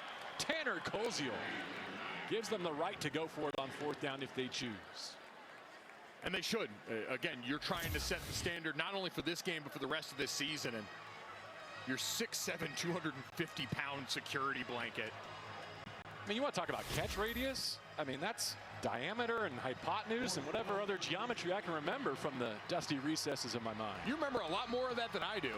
Just running my head into people all college probably didn't help that, but either way, the field goal unit is coming out now. I want to get Ethan Sanchez another Conference Player of the Week on. This from 30. And he's 3 for 3. Oklahoma State making some 4-point plays on defense to force Houston to settle for these field goals, but their lead is now 20. Timeout us, middle of the third. Midway point of the season, and the Cougs looking for their 5th win overall, 2nd in the Big 12.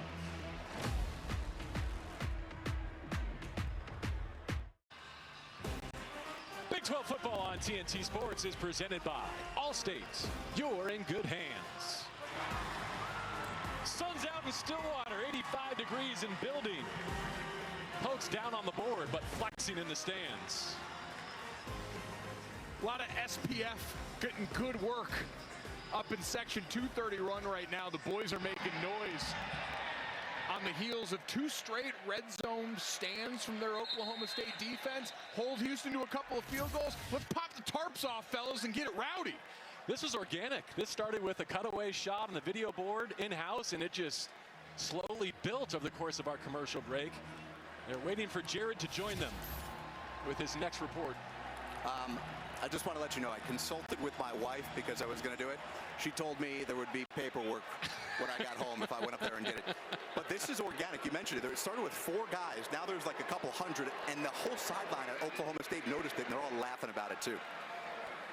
Those quintessential college football moments in a very special place, one that I hold near and dear. The football has not been great today nor this season, but this is one of the most loyal and devoted and enthusiastic fan bases you'll ever find. Sometimes devotion takes its shirt off in section 231. That's just what it looks. Maybe this can be what Clint Bowen uses to make Brian McCoy laugh on the other side of the ball. And run it away from the motion. Look, this may be new in terms of tradition, but you better believe it's going to happen again next week, the way this caught fire. Especially if we get an offensive drive right now. You got 3rd and short after a good run.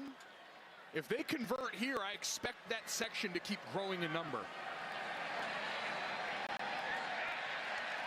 LSU rushes for a first down with Rodney Fields Jr. Now, in defensive coordinator Clint Bowen's everlasting attempt to make his green dot linebacker Brian McCoy smile, he had a little fun with our footage from last week in Tucson, saying that that was Brian's only fan in attendance for last week's loss on the road in Arizona. No word on whether that got Brian to crack a smile. The struggle there from the stoic leader as the numbers continue to mount. Maybe if that guy had ripped his shirt off, he might have been able to break down the Pokes middle linebacker. Botched exchange here. And Jackson able to pounce on it. But also got McCutcheon, who has an interception today. Yeah, the first real mistake on this drive. Bad snap, low into the left. Great job by Sam Jackson just getting on the football as they sub out personnel now for a 3rd and long.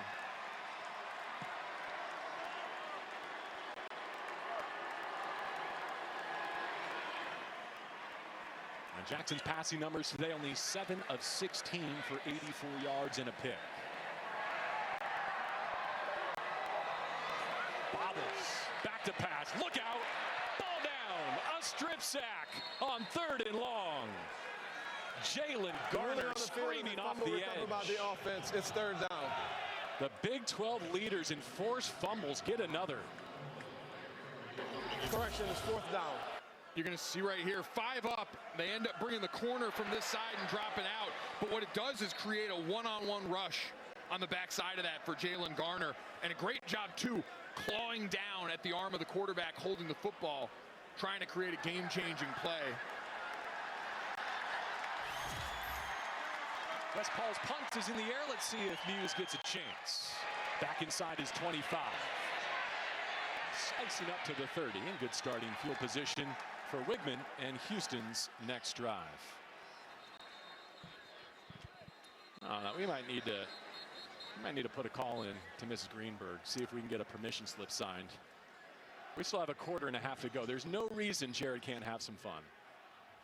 You ask forgiveness, not permission. She's going to take you back. He's got a flight home tonight.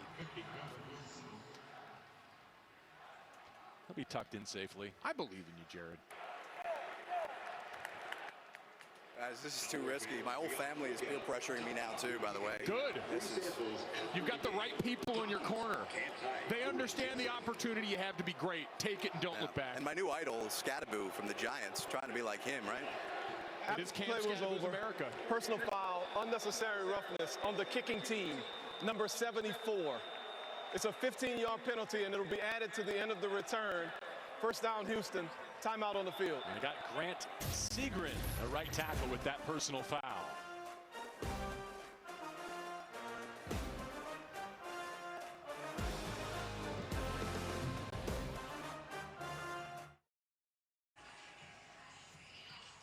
NHL on TNT continues Wednesday with a doubleheader. The Panthers take on the Red Wings, followed by the Blackhawks and the Blues. Coverage begins at 6:30 Eastern on TNT and HBO Max. Meantime, here in Stillwater, Section 231 has pokes and pecks of all age groups celebrating their football program down 20. Party's still popping, though, at Boone Pickens Stadium. Dean Connor, well, you mentioned Scadaboo. He's doing his best Scadaboo impersonation here today. 13 more on the ground as he runs into the wall for Houston. Takes a shot over near the wall, but you're right. After another performance from a guy wearing 44 in the backfield on Thursday night, Dean Connors showing some speed by the edge, getting to the perimeter. Collision there near the wall. Sneaks up on you. Houston's been held to a couple of field goals so far in this third frame, 5 minutes to go.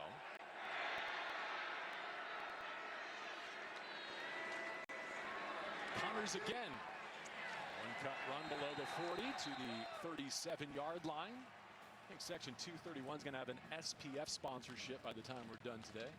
So many guys going to be heading to CVS to grab aloe by tomorrow morning. A lot of burnt chests up there. Some of them seeing daylight for what looks like the first time in months, but that's fine. As more continue to flock to that ever-growing section, they are making sure that this Oklahoma State team knows they've got a group still supporting them. Houston, meantime, marching towards 400 yards of total offense. They put it in the hands of Koziel again. Tanner reached out to about 200 coaches and got one FBS offer. Ball State's then head coach Mike New was watching his son play, and a player on the opposing team caught his attention, Tanner Koziel. It's easy to see why. Every time you turn on the tape for them every week, you see him in traffic, catching passes, as we've got Koziel heading off the field right now. Hope he's okay. Just a remarkable player and a guy that's got a bright future playing football on Sundays.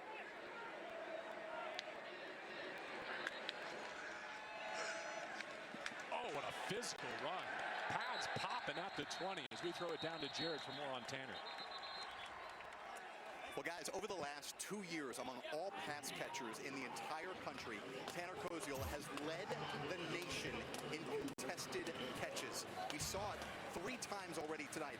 Guys, in 3 years at Ball State, he caught 18 touchdowns. In the spring, he transferred to Wisconsin, but quickly changed his mind that spring and ended up here with Houston. A lot of that was Coach Nagel, who he formed a great relationship from, recruiting him over the last couple of years. And guys, it boiled down to one little thing. Coach Nagel sold him on the fact that he could be like LSU's Mason Taylor, who last year, pardon me, who very much could be like Mason Taylor, who played at LSU last year. And Mason only, guys, back to you on this story with Tanner Koziel, as I watch him here getting worked on at the medical tent. All right, we'll stand by for more there as the Cougs play 3rd down and 5. Wigman trying to extend this drive, not settle for a field goal attempt again. Off the ball fake, does shoot it out. Who's got a long way to go? Amari Thomas gets him there. Slashing inside the 5 for 1st and goal. Boy, Oklahoma State doing their job, trying to take away these deep shots, but you get that one-on-one matchup with Landon Cleveland on the back end. He's able to make him miss in space as they're down inside the 5 now. A penalty marker down and a whistle before they can take a first and goal snap. Snap infraction, number 59, offense. 5-yard penalty, first down. That's Hunter making his 18th straight start today in the middle for Houston. Maybe got caught staring up at section 231. The towels, the gyrating chests. All trying to get that home field advantage down here in the red zone.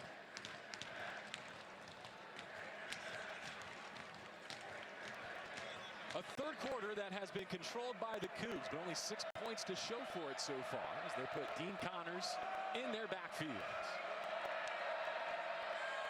He takes the handoff, sifting his way back to the 5.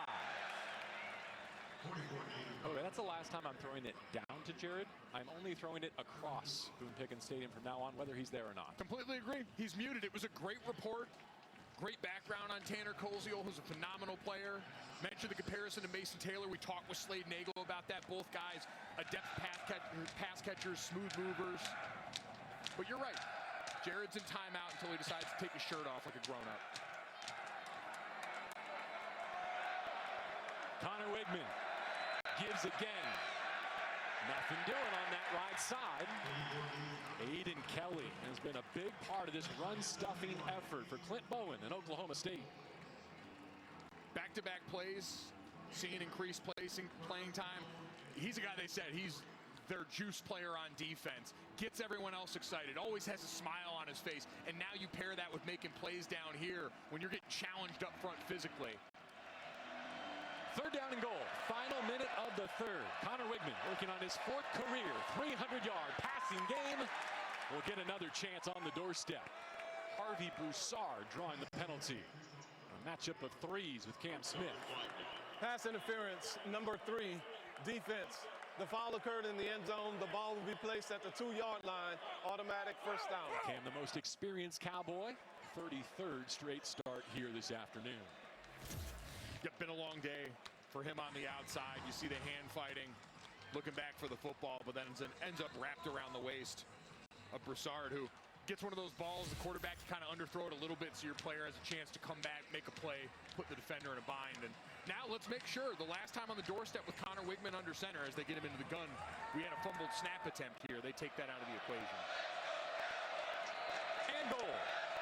Back to Dean Connors, who launches into the end zone. Touchdown, Houston. Dean making sure everyone sees the offseason work on the vertical jump. Putting a paw up before for the touchdown grab in the first half. And now going up over the pile here. Style points are optional. Looked like he had plenty of room there, but was it necessary? No. Did we appreciate it? Absolutely. As Taylor Allison Swift would say, that's keeping it 100 by land, by sea, and by sky. Offense there again, looking to go for 2. Trip to the wide side of the field up top for Wigman. Tight end into the boundary. That's where he looks. Clicking through, back of the end zone. Well defended by Oklahoma State, and the 2-point try fails on a toss to Broussard. Trip White in coverage. The score remains 36-10. Pass interference penalty clouds what was otherwise another stout red zone defensive effort for Oklahoma State. I understand there's no moral victories. Everyone who's out there is in the business of trying to win football games. Clint Bowen, yes, came over from the other side of the football to coordinate the defense at a similar-ish position to back in the day when he was the interim head coach for the Kansas Jayhawks in 2014. Everyone acknowledges it's a tough situation, but you're still looking for those small moments. We talked to Clint last week about in the third quarter, a few drives where their guys are making plays and they're smiling and they're celebrating each other, something he really wanted to emphasize to this group on the sideline. And you're trying to chase those moments right now, even in the midst of what looks like is tracking to another loss. Show me another place that can grow its crowd in the second half of a 36-10 blowout. That is now 3 sections wide up there, the OSU students. And no sign of slowing down. It really is it's what this sport is about. It's what makes college football great, is these atmospheres and the dedication no matter the situation. Zach Yoakum on the run-up, puts the right foot into it again. Another touchback for the Houston kickoff specialist. OSU opting to go with Sam Jackson today with Zane Flores injured last week in Tucson. They also have Banks Bowen, the freshman from Lawrence, available. Might see him before the day is through. Noah Walters is here, right? That's an interesting story. He's got over 5,000 scrimmage yards for North Alabama on his resume. Then went to UCF last year, but did not play football. He's a former Nebraska Gatorade Player of the Year. He could factor into the quarterback room before this season is through. Low snap. It's been an issue all day. And Sam Jackson able to save possession. And JB, I've been there, played center in my career at Notre Dame, and you see it here. Low again, this time right at the feet of the quarterback. Once you have one bad snap, it gets in your head quickly. You work so much day in and day out trying to make that an automatic play where you don't have to think about it. You spend all that time with your quarterbacks in pre-practice. So now when all of a sudden you do have to start factoring it in, it makes everything tougher. Oklahoma State looks like they will take this to the fourth. Opt not to take another snap down. This is the end of the third quarter. 10. All 12 points in that frame belong to Houston. And you're watching Big 12 football on TNT Sports, presented by Modelo. Know when to fold up, know when to walk away. Before we start the fourth, let's check in with Jared and the head coach of the Cougs.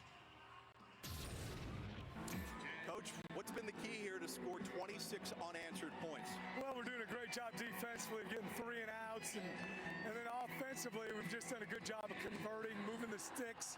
You know, could have had maybe a couple other touchdowns, but you know, we're doing a good job of throwing and running the ball. When we can do both, we're hard to stop. Tanner Koziel's been in the medical tent for a while. Do you have an update? I heard he's all right, so hopefully that's the case. All right, thanks a lot, Coach. Thank you. Guys. All right, Jared, appreciate you setting up our fourth quarter as well, and maybe overlooked a little bit this Houston defense. I know they were defeated last week by a very good Red Raiders group, but analytically, statistically, top 25 unit. And even in that loss, they were the ones bowing up down in the red zone, keeping that Texas Tech offense from getting in there more than they did. It's an impressive bunch that plays really well together. It's probably better as the sum of their parts. Jackson steps up in the pockets. And another PBU. Keone Parks with a flag down.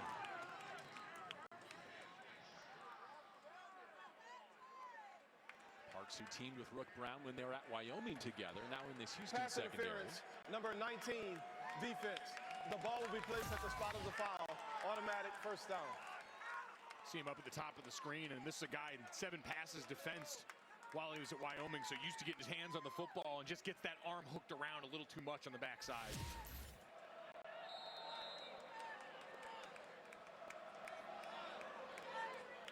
Willie Fritz has won quite literally everywhere he's ever been. A conference champion at every level he's coached. Continuing to build this Houston program a chance to get to 5-1, 1 quarter away. Their second league victory, 3rd on the road. I think they have much bigger aspirations than just climbing over last year's win total. Certainly, we talk about it all the time. The middle of the Big 12, we know Texas Tech right now. Maybe you lump Utah in there as well, of teams that are kind of pacing the conference. But when you look at Cincinnati, who's been on a tear since we saw them a couple weeks ago, Kansas in that bunch, and certainly Houston, all teams that feel like they've got a good chance to stay in range. They go from playing maybe the most talented roster in the country, or at least on the short list, to one of the most talented depleted here in Stillwater. Second and down. a very business-like road trip so far. Yeah, that's what you want to see. As we see right now, Noah McKinney was the guilty party on that false start, but it looked like he was wobbling a little bit after that last play, going down and getting attended to at this point. But well, let's pivot too and give Noah some attention, because I think he was one of the biggest stories week over week here in Stillwater. He said post-game in Tucson, guys still want to play for Oklahoma State. We are fighting for the same purpose, to be the best Cowboys we can be, and it sounded like that really resonated with this fan base. Yes, this is a time of transition, unlike any Oklahoma State seen in quite some time. Mike Gundy had been one of the longest tenured head coaches in college football. For so many people, he was Oklahoma State. But now that he's gone, the guys that are left feeling that responsibility, taking up the mantle to be there for their teammates is going to be important for the rest of this season. 162 yards of offense so far from Meacham and company. Another tough day running the football. Rodney Fields Jr. had an explosive through the air. And for those who've not been dialed into OSU football, it's been a fall of turmoil here in Stillwater, hasn't it? Now, Haas Haney, that foot injury early in the season, the home loss to Tulsa, that proved to be the final game that Gundy would coach here. A week later, the defensive coordinator fired. And the growing list of those redshirting continues to make it difficult to get the depth and the talent they need to compete in the Big 12. Carlos Allen Jr. just rips down another tackle. What a stud. Always around the football, great eyes, feet, and hands. As you're going to see the big guy over here. Started off as a three technique a little bit, just works his way across the stunt, but keeps his eyes up and then able to come back and make a play. Such a smooth lateral mover. As another punt on the way for Oklahoma State. West Paul leans into one. Makai Muse with room to roam. Window closes quickly. Early fourth quarter. Stars still out on defense for Houston, led by Carlos Allen Jr. How much longer will we see Wigman and company on offense? Our motto this year for our squad is Houston 2025. You know, now this age of the portal, having so many new guys come in, you know, it's you know, you got to cook your culture like a microwave and not like an oven. We're trying to get the guys around each other as much as we possibly can, and that helps those guys, you know, get to know each other faster and quicker. But I think also you bring good guys around each other, and you know, it makes it a great situation for everybody. Our thanks to Willie Fritz for hosting us this week. Our Big 12 Uncovered crew will be bringing your way next week from UCF, as there's a new quarterback in the game. Connor Wigman's day is through. Chris Gramillion, who was pressed into duty last week due to injury, gets to enter voluntarily this time. He's got the fourth quarter. And for Connor Wigman, what a day. 21 of 30, 306 yards and 2 touchdowns through the air. Added another touchdown on the ground. Great to see him healthy and back out here after exiting that game early, as you mentioned, and performing this well, icing on the cake. Cougars will keep it on the ground for a first down carry. DJ Butler. Jared, you asked the head coach about his tight end. Any update? Yeah, Tanner Koziol is doubtful to return with what the team is calling an upper body injury. He is out of the medical tent sitting by himself now. But guys, with a 26-point lead and the second string quarterback in, his day may be done. All right, Houston hosts Arizona for homecoming next. They're on their way to 5-1 overall, 2-1 in conference play. The junior from Baton Rouge rolls his pocket, throws to the flat, caught at midfield, and close to another first down. We were told we'd see some of the sophomore DJ Butler in the backfield. Even depleted at that position group. Tons of weapons for Houston. Armstrong Nottum injured behind the play for this Oklahoma State defense. We'll step aside as they attend to him. Houston in control. Timeout on the field for a defensive injury. OSU freshman Armstrong Nottum got his first career sack in the fourth quarter last week. Shaken up here in the fourth quarter today, but able to walk off under his own power, and looks like he's going to continue for the Pokes. Let's take a look at Houston's upcoming schedule presented by Modelo. We mentioned they're home to Arizona on homecoming next.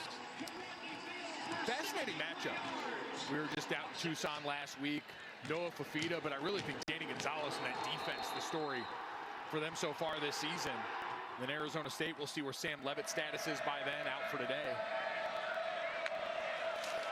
Wigman's done for the day as Houston rumbles for a couple and a first down. They've scored 26 unanswered points. They've scored on every second half drive. Houston has scored on 5 of its last 6 possessions. Another scheduling thought, a lot of times it's about who you miss. And Houston's misses are Utah, BYU, Cincinnati, Iowa State, Kansas and Kansas State. That's not bad in terms of an opportunity. Incredible in a conference that often has fallen victim to cannibalizing itself with so many competitive teams, to be one that could eventually avoid that run of squads that we've seen perform really well to start this season. Really fortuitous. Zion Chris slips there, otherwise he might have had even more than the 8 he grabbed.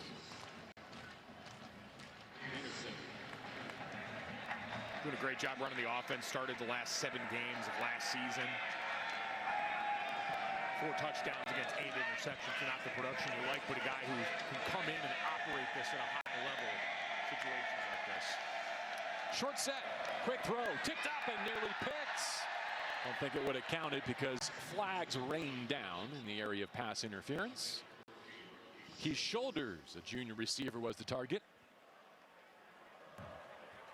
Pass interference, number 18, defense. The ball will be placed at the spot of the foul. Automatic first down.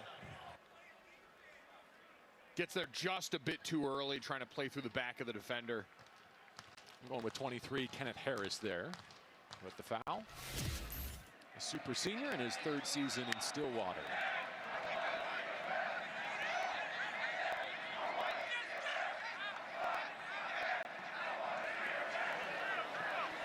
Zion Chris ready to go again with a new first down after the penalty.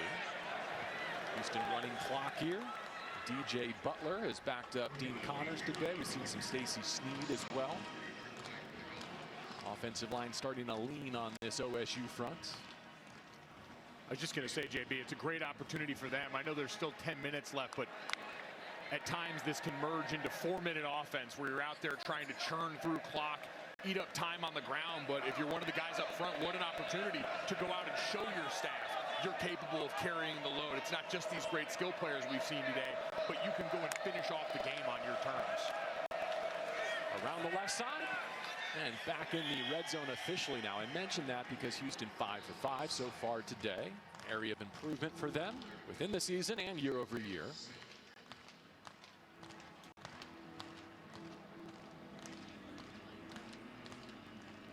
Boy, every coach has the analytics consultant on his shoulder these days, doesn't he, in college football, anticipating a potential 4th down?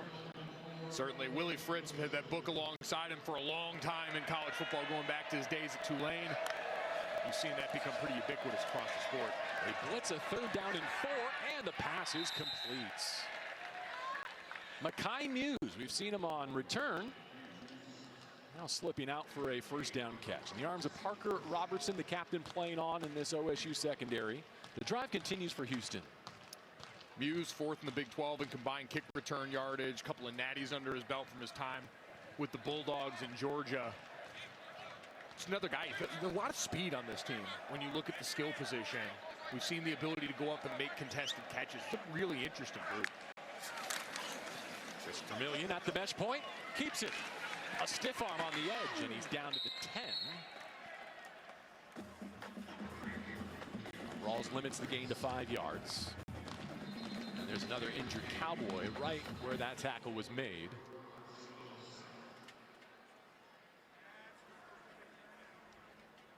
Jalen Davies, senior transfer. Timeout on the field for a defensive injury. injury. To health to get on the field for Oklahoma State.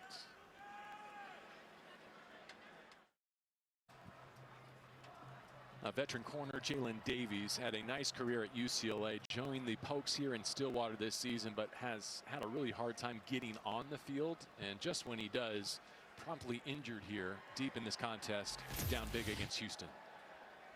You're going to see him at the point of attack here on the run by Zion, and just gets folded up underneath that. Wasn't putting much weight on what looked like his left leg coming off. So, as you mentioned, so difficult, but we talk about the difficulties of team building in the portal era. You mentioned his journey to this point. Look at how many guys you saw out there by the cart, still going to give him a well wish going off the field. They've seen up close and personal, even if it's a shorter amount of time, how hard he's worked to get on the field here in Stillwater. And you see those kind of moments of guys. You know, we heard from Clint Bowen, he wants guys to celebrate each other, but being there when a guy is down like that in those moments, that's what this sport is all about. That's what being a great teammate's all about. You wish that young man well. Just devastating at this point in the game, at this point in the season.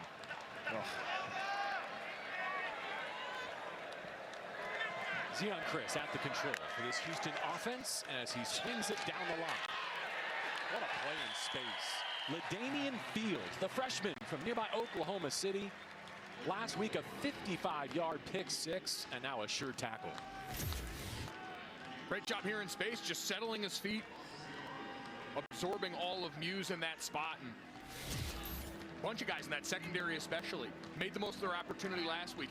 You're always, even in a time of transition, putting something on tape for someone. And we know this sport, more moving parts than ever.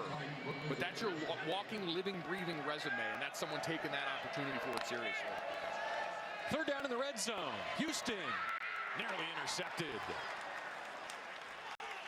Landon Cleveland had a look at it, and if he brings that in, I'm not sure any coup can stop him. Boy, had a receiver wide open on the other side of that one, on the inside route it looked like there. And boy, I tell you, Cleveland been close on a couple, gotten his hands on some footballs in the secondary all day.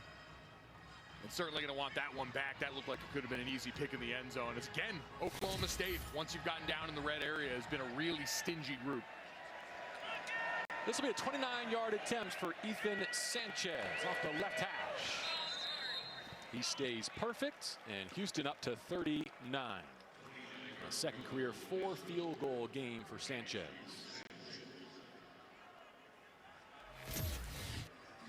Boy, JB, you're going to see it right here. That interception almost happens there. But look at 35 coming wide open in the middle there now. Defender underneath, by no means an easy throw. And he had Landon Cleveland lurking back there. But just one of those things happen fast. You know, I point that out. It's easy from 30,000 feet up here. But tight windows in the end zone, everything opening and closing so much quicker. You got to go with where you're supposed to be at the start of that first read and sometimes cut it loose to try and make a play. Well, Zion stepped in great. I mean, he had a big moment early in his opportunity against Texas Tech last week. Promptly threw a 64-yard touchdown to Thomas, then the 2-point to Johnson. Any touchdowns against that defense worth calling back to. Little chip shot kick here. Freeman signals fair catch and turns it back to his offense. Just a quick point on Zion you mentioned there, JB. You look in this conference this season and how important that depth is. We've seen Baron Morton go down for a stretch for Texas Tech. Sam Levitt, we mentioned, at Arizona State going down. And if it's just for a couple of games, it's kind of like the NFL. Long season now with the playoff as a goal for you. If you've got a backup, especially in the portal era where so many guys can leave for an opportunity that can come in and run this the right way, it's a huge resource. Well, speaking of backups, this is a different kind here in Stillwater. Noah Walters is behind center deep in this contest. His first throw is a Cowboy. Off a helmet, incomplete. Looking for Christian Fitzpatrick. We talked about the junior from Lincoln earlier. He's got over 5,000 scrimmage yards and 44 touchdowns on his resume. That was back in 22 and 23 at North Alabama. Then he was at UCF last year, but did not play football. Yeah, just as a student. So you want to talk about a guy that's going to come in and play, I think, with a freedom of a guy who maybe wasn't even supposed to be here and now has this opportunity. You saw him cut it loose in the first snap there. Sesi Bailahi is the new tailback. Pushes over the left side. Third down coming. Bailahi scored a 9-yard rushing touchdown in the opener for OSU. Little opportunity since.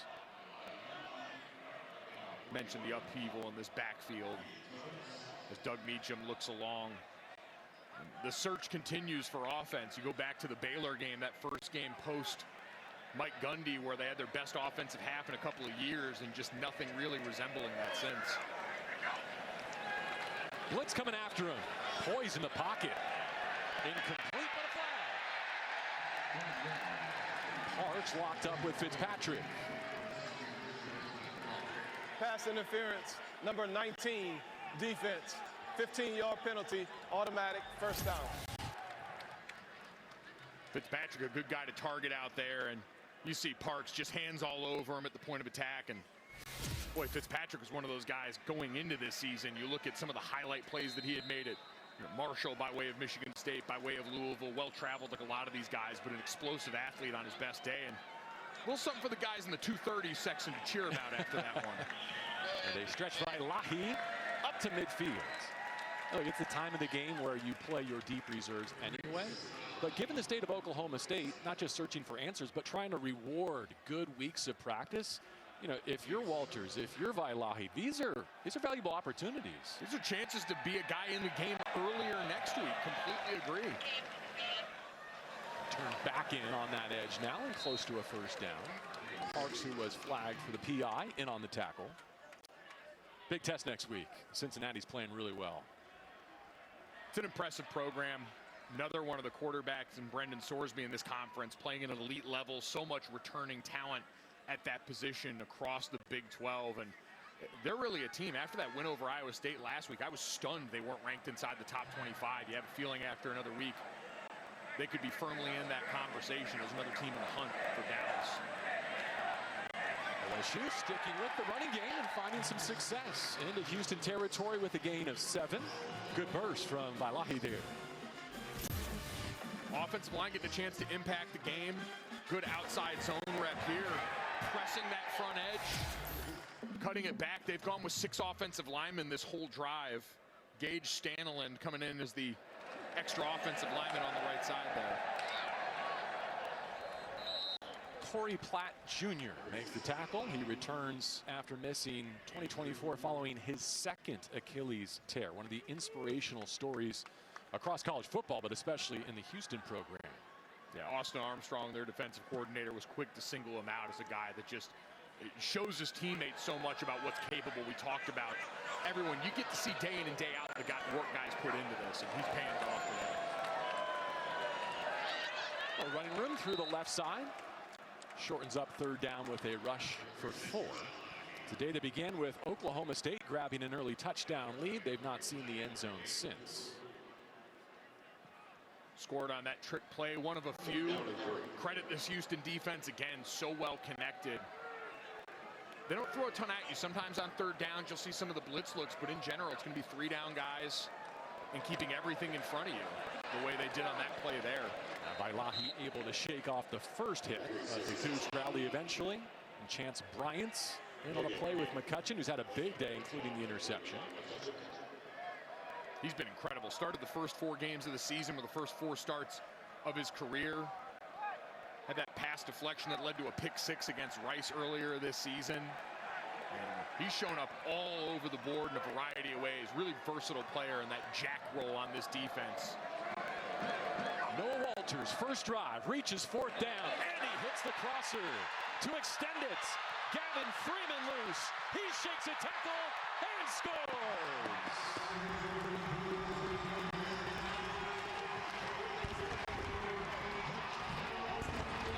33 yards from Walters, making his post debut and waving the towel as a tribute to Section 231. The cannon fires, and you get a little bit of joy. We talked about them searching for that, celebrating with their teammates, celebrating with their fans. It hasn't gone your way, but a bit of a spark on that drive. Maybe something you can build off of in the coming weeks. I wonder if Cincinnati's week of preparation just got a little bit more complex goalie. Quarterback comes in and stabilizes this drive. You're going to see right here, a lot of bodies up near the line of scrimmage. So what does he know? All right, there's going to be a one-on-one matchup in the back end of that. We call that a zero blitz. You saw no safety in the middle of the field. And so with that vacated space, Walters puts it on the money. And we see the towels come out, looking directly up at the 230s. It was 231. It spilled into other sections. The boys are making noise, and they've got something to cheer about now. And JB, we talked about this crowd all day. They've been loud even when there weren't things to cheer about in this game. And so in that moment to see the players, the connection with the fan base still. You mentioned the words of Noah McKinney, the guys that still want to put on for Oklahoma State right now. That's a small example of it there, but a good one. Oh, it's a gorgeous day here. It's homecoming next week. Campus looks immaculate. It's in great shape. The Pokes were honoring one of their great teams here today, the 2015 Cowboys 10-year anniversary of that 10-win Sugar Bowl team. I know the football's hard right now. I know the outcome is not going the direction this program had hoped for. But but there's still some great vibes around here. And for both you and me who love this place, love coming here, a special trip to Stillwater. Great to get back here. Great to get over to Eskimo Joe's last night. It's a treat. One of the great venues in the sport. Taking down some cheese fries and a cup of chili last night. Let's see what Jared's up to. Yeah, but no Dirty Curdy. Disappointed about that. They got to open up a little earlier. Guys, you were talking about trying to prepare for Oklahoma State. And listen, they're going through some adversity, through some turmoil. But as you mentioned earlier, JB, defensive coordinator Austin Armstrong had to go all the way back to 2021 TCU to study film to figure out what Doug Meacham and Sam Jackson were going to look like. He told us that he did not get much sleep this week, talking about more than 40 transfers, a head coaching change, a defensive coordinator change. There's no doubt Oklahoma State's going to struggle to win games this year, but they're going to keep coordinators from the opponents up all night getting ready for them because there's a lot of unknown. An injured Cowboy, as you see. Austin Carlisle, a freshman quarterback, getting a rep. That's Malik Charles popping up. Thank you, Jared, not to gloss over your report there, which is much appreciated. 3.5 to go here in regulation, and Eskimo Joe's still recovering from the damage we did last night. I probably didn't need the pumpkin Oreo milkshake at the end of the night, but the heart wants what it wants. You see the homage to Coach Gundy in the midst of the cheese fries, devoured as well. Stacy Sneed for a first down. I think you got back to neutral on the elliptical this morning. That's what I heard. Everyone knows, simple math. 30 minutes on the elliptical offsets all that. You throw on Life of a Showgirl, you sweat it out. Some bangers on that one. Full album review coming under 2 minutes.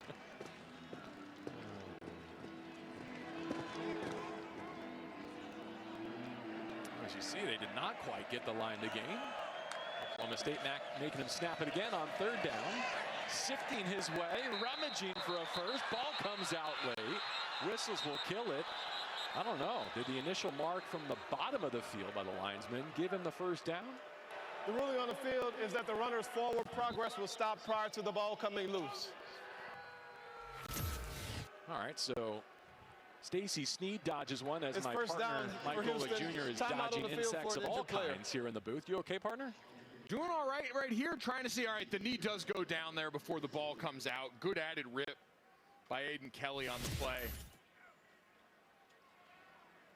And it looks like they're moving the chains on one side. I was wondering if they were going to bring that out and measure as we got an injured Houston player down on the field right now.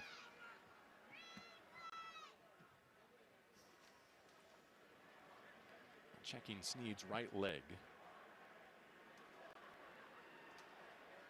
And Sneed once had 143 rushing against Temple back in the fall of 22.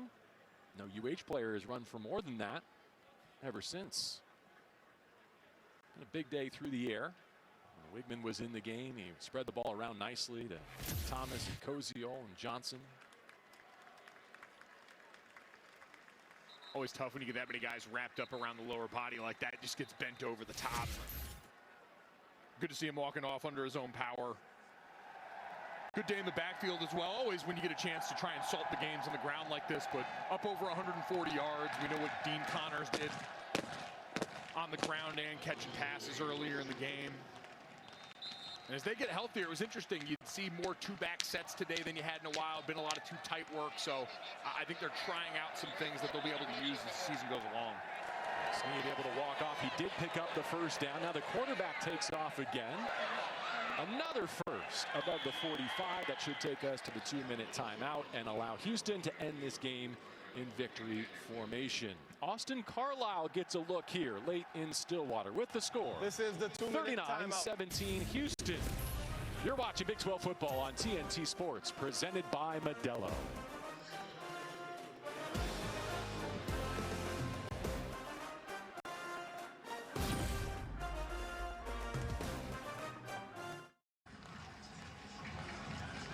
Game time away from the Big 12 college football post game presented by Geico. Coy, Takeo, Champ, and Victor are standing by.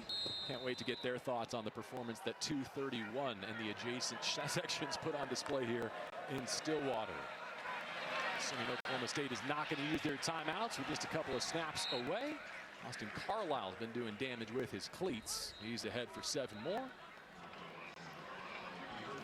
Amazed to see Coy, Tequil, all those guys with their shirts on still. I figured they got the memo. Next week to Orlando, West Virginia, UCF on our schedule. Scott Frost back in the bounce house. A lot of great memories there. The detour to his alma mater in Nebraska, and now trying to come back and get it partying like 2017 around there again. Long couple of weeks for Rich Rod to prepare for that one as they go on the road. Straight ahead for a first down. And a chance to mention Zane Smith, a freshman back. A carry for 6. Final minutes of the Week 7 showdown between Houston and Oklahoma State. The Pokes grabbed the early lead. They're tied at 7, tied at 10, and then the Cougs never looked back. Yep, and that's going to be the challenge going forward. We've seen bursts from this team, but with the depth depleted, with so many guys in different roles, with this coaching staff, now just really getting their first weeks of stability after a couple of the firings that happened around here. Everyone's searching for that consistency that they're going to need from here on out. What a third true road game for Houston. At Rice, just across town. At Oregon State in the Pacific Northwest, and now here in Stillwater. The Cougs do surpass their win total from their past couple campaigns. They're 5-1 overall. They're 2-1 in the Big 12. Willie Fritz knows how to win. And while last year it took a little bit to get those tires to catch, this is someone that even in this day and age with all the moving parts knows how to get that culture distilled down and easily permeating through that locker room. Having a quarterback like Connor Wigman with the kind of day he had definitely helps expedite that process. But they went out, they found guys in the portal that fit the culture they want to build here, and that team and the results reflect that so far this season. Wigman over 300 yards passing, a week that began in the concussion protocol and with an illness back in Houston. He finishes with 3 touchdowns, 2 through the air and 1 rushing. His Houston offense racks up 485 yards. Yeah, that's what he looks like after being sick. Imagine what he's going to look like with another weekend of fluids. An amazing effort. We saw some of the mobility on display early. Didn't have to break it out all the way in this game, but he's a guy, again, in the conference loaded at the quarterback position. Former blue chip recruit who's found his second wind here again in Houston. Let's hand it off to Jared one more time.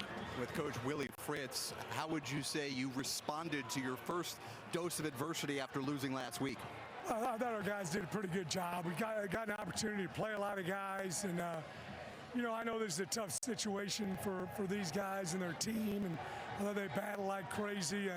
You know, and I'm proud of our guys, how we played, offense, defense, kicking in. You talked about in-season heroes, looking to find them. Connor Wigman, after 2 consecutive punts, went over to his offensive line and said, we're going to score on every drive. Went on to score of 6 of 7. What did you see from him today? Well, he did a good job. You know, he didn't have a whole week of practice. I thought he had, through that last ball he threw was beautiful. And I did a good job running and leading the offense. And that's what we expect out of him. He's an excellent leader and a very good quarterback. Coach, congratulations on the win. Thanks so much for all your hospitality this week. Thank you very much. Go Cougs. Guys. All right, Jared, thanks very much. Big 12 college football postgame presented by Geico is next for Kevin Brown, our producer, and Brent Christan, our director, for Section 231 here in Stillwater. Mike, Jared, I'm JB. Goodbye for now. Looking forward to seeing you again next week from Orlando. You've been watching Big 12 football on TNT. Let's send it back to our studio.